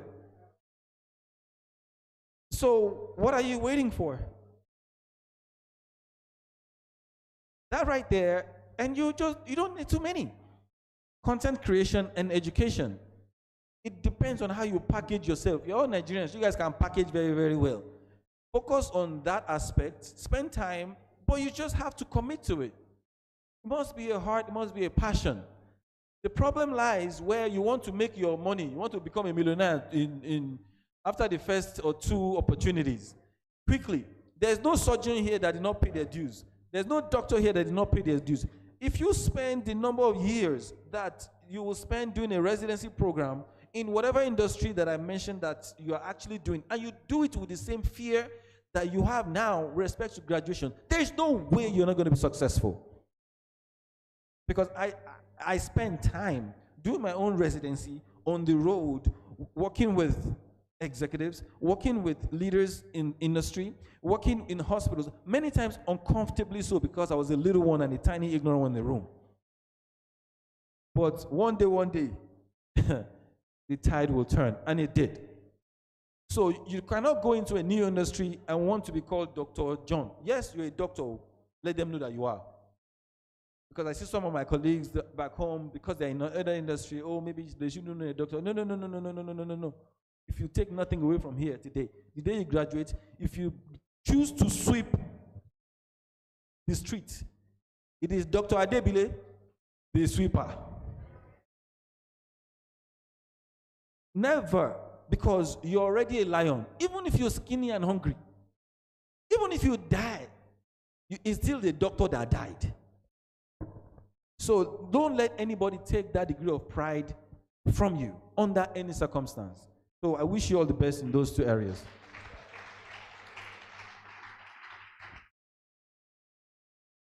All right, thank you very much. Please can we appreciate our panelists once again? I believe most of our questions have been answered. And if you still have questions, you can pen them down, pass them to me, and then they'll be answered and sent to your class group. Sorry, ma. They said we should balance the gender. Please, ma, we would like contributions to the questions. Yes, I'm coming to her. You know, me, I don't have contribution, it's just an observation. They say, who has question? All the boys raise their hand, no girls. Because you saw your future role models, non-clinicians. So it's like all the boys use mistake and enter medical school, abi? I saw some people that actually computer science graduates by destiny, but they found themselves in Ibadan. So they came, they were AI in a way, AI in a way. Meanwhile, if it is lecturer of UI here, your lecturers just in this building across, is there any questions? All the girls will raise their hand. Because they're the ones that want to be doctor. There's a gender reversal now in med schools. We are beginning to have more females than males. And even the places where there are males, I think it's here in Ibadan. There are so many boys in this class. In Lasukom, if I'm teaching, it's just girls I will see. Girls, girls, girls, girls.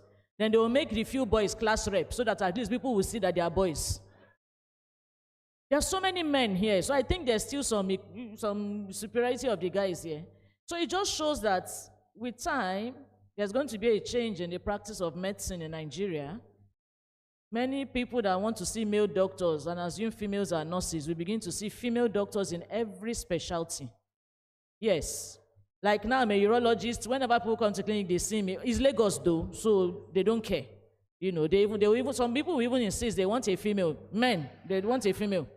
You know, and all. But we have a Fulani lady that is a urologist now. So we have broken into the north. We have another one training in Aminu Kano Teaching Hospital in Kano. We have so many in the east. So we are beginning to get more and more. What am I saying? Medicine will change with years. Most of the men that are here may deviate into medical engineering, medical informatics, medical IT, and it's good because you have your foundation in medicine. So you will know what we need and profess solutions that are medically friendly, not a pure IT person that doesn't understand what the practice is about. So I'm happy. But clinically, when you come back, expect to see female doctors who will remain behind and keep house like dutiful wives. You are going to meet female surgeons. Women will soon take over O&G. You're going to meet female pathologists. You are going to meet female neurosurgeons. They are going to start coming out. So there's really nothing that is gender exclusive again. What am I saying? Excellence. Don't look at any biases or categorizations. Everybody will become somebody. You know, you men, when you go out and make the money, please come back and come and do something for the medical school. But the truth is that I don't think your decision to be in med school is a regret. Your course is very, what do you call it? Versatile. You can do anything and be anything. Like me now, I keep saying that medicine is a jealous lover. It doesn't give you a chance. Doesn't allow me to have side guy.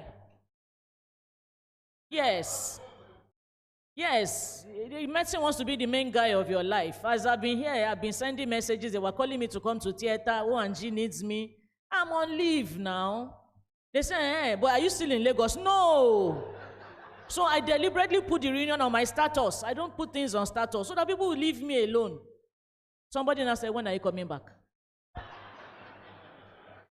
Yes, this is consultant. It's not easier for a surgeon with seniority. It's not. But I love cooking. It's not because I'm a woman. No. I do it as art, as fun. And then I feed people around me. I've been doing it since. Ask my group people. When we went to Igora, myself and Efeodi were always beside big pots. You know. I have a food blog. So when you find something that you love, that's what you should do as your side, what do you call it? Side hustle, side distraction. So that when medicine is turning your head, you have something that you will go happily to. Please, it's important so that you have some degree of balance and you still be a human being. Yes, because right now we are all medical machines.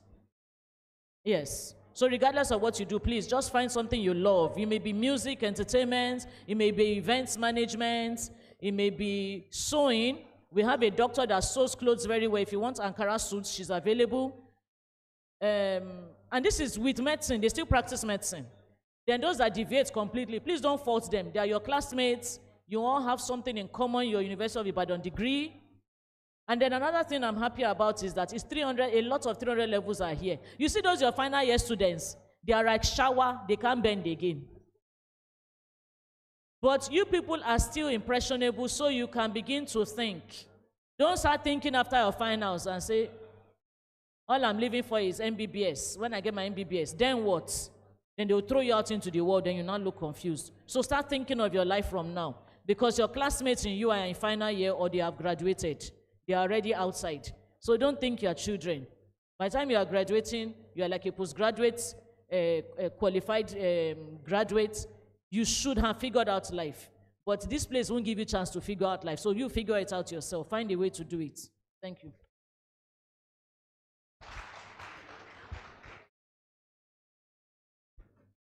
Thank you very much, ma. That was profound. Very, very profound. Thank you so much, ma. Please can we appreciate all our panelists once again as I call on the LOC chairman. Oh, sorry. There's one more thing, and that is the give back. So I'm going to call on the class president, am I right? The all chair. Class chairman.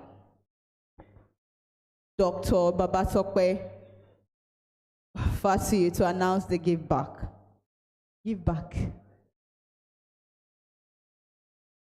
Please can we appreciate him?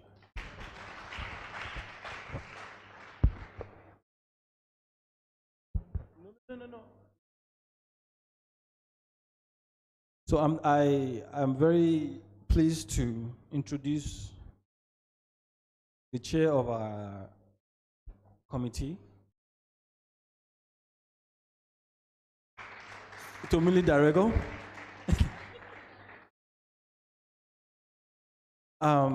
So she chairs the committee, and I just happen to be maybe one of the most vocal for now, and birthed out of the desire to do what we can to support, you now, maybe or other students in the future.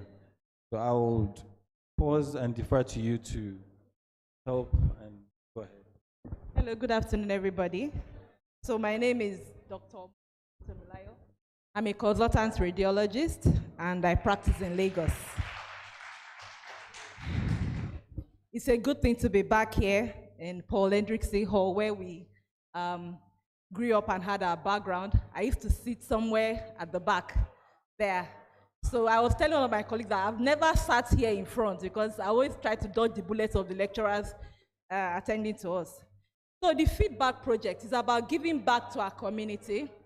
We want to actually do a project to power the borehole for the community, for ABH students, right?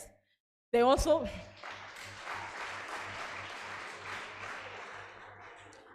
give back over a long period of time to indigent students, like a sponsorship, like a bursary that will support them to, support them throughout their school and all that.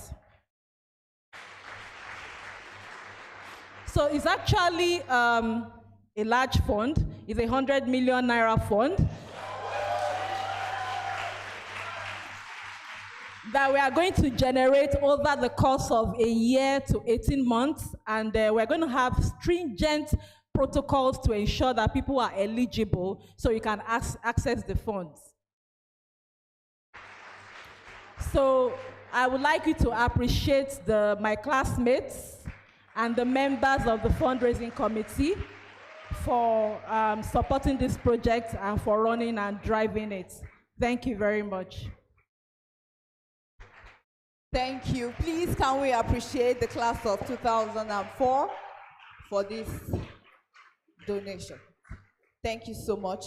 And on that note, I would like to call on the chair of the local organizing committee in person of Dr. Oluke Olaniyi George. Please can you welcome her to the podium? Thank you. To give the vote of thanks as we round up.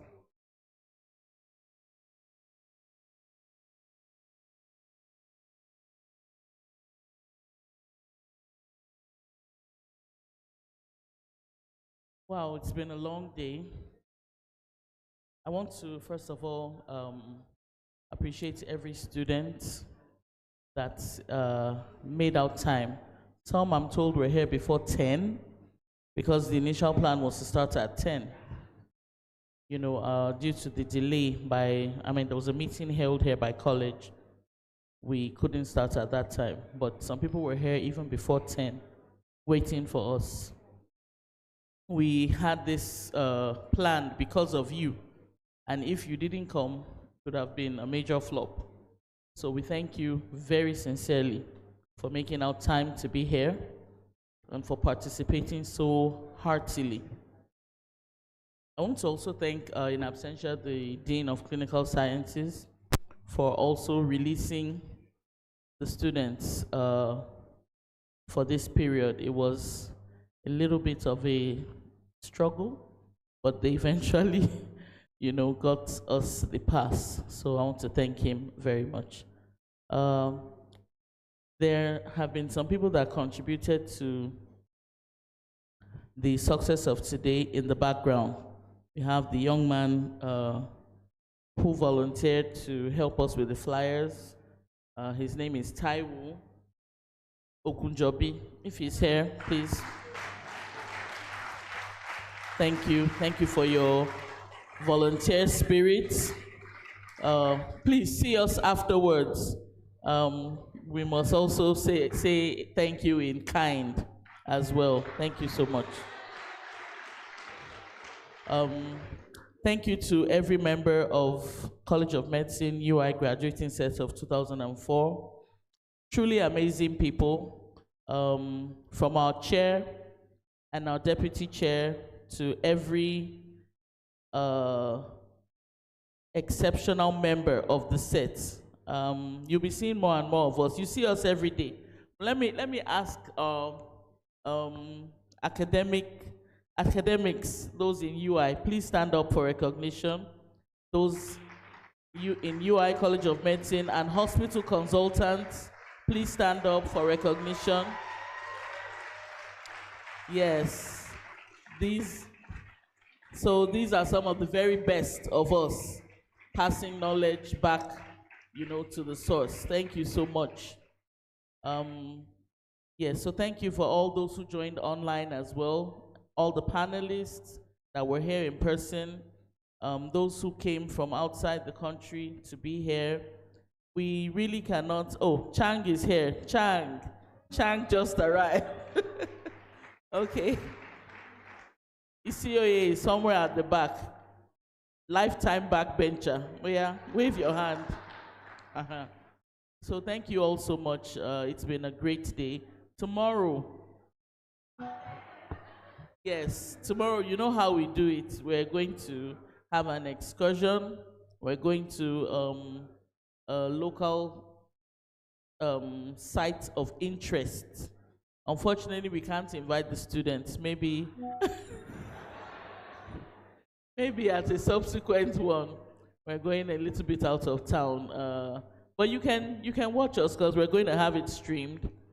We'll send the link and you can watch it and see, how we oldies do it. Okay? So thank you, our moderator. You've done a fantastic job. I know we stressed you. Yes, I have recognized him, the backbencher. Yeah, so thank you, the moderator. You did a great job. We stressed you a little bit, but 21 years is not a joke. So we thank you all for coming. God bless you. And please, link up with us. I must not forget to mention Dr. Lola of ICOMA. She has been fantastic. Writing letters, ensuring that we get the building, the hall, and all that. She's a great resource person. So thank you all and see you maybe 25 years after 2004. I don't know, but I wish you all the best. God bless. Thank you very much, Ma. Please, just a few announcements. I think the class deserves a group picture. Am I right? Yes. Yes, that's why. Please, can everybody in the 2004 set come forward so you can have a group picture here?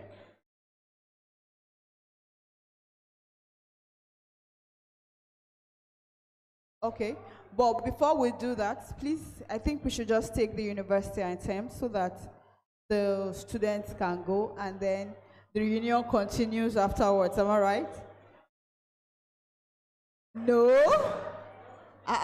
Are you 2004? Okay, shall we rise? Let's take university anthem. Shall we rise? Please, sir, respect your university. Hello, sir. University answer.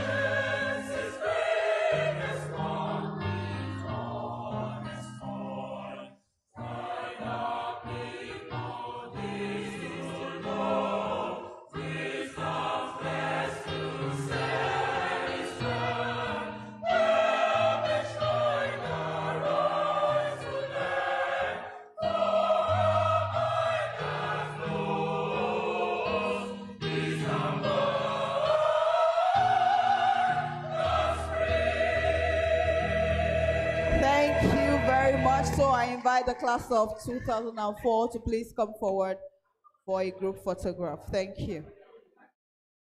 If you don't have your sash, I think you should get one.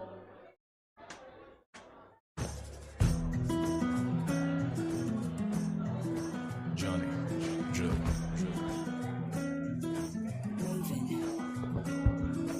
Love is a beautiful thing. This love's meant for you and me. Be my Juliet and I'll be your Romeo.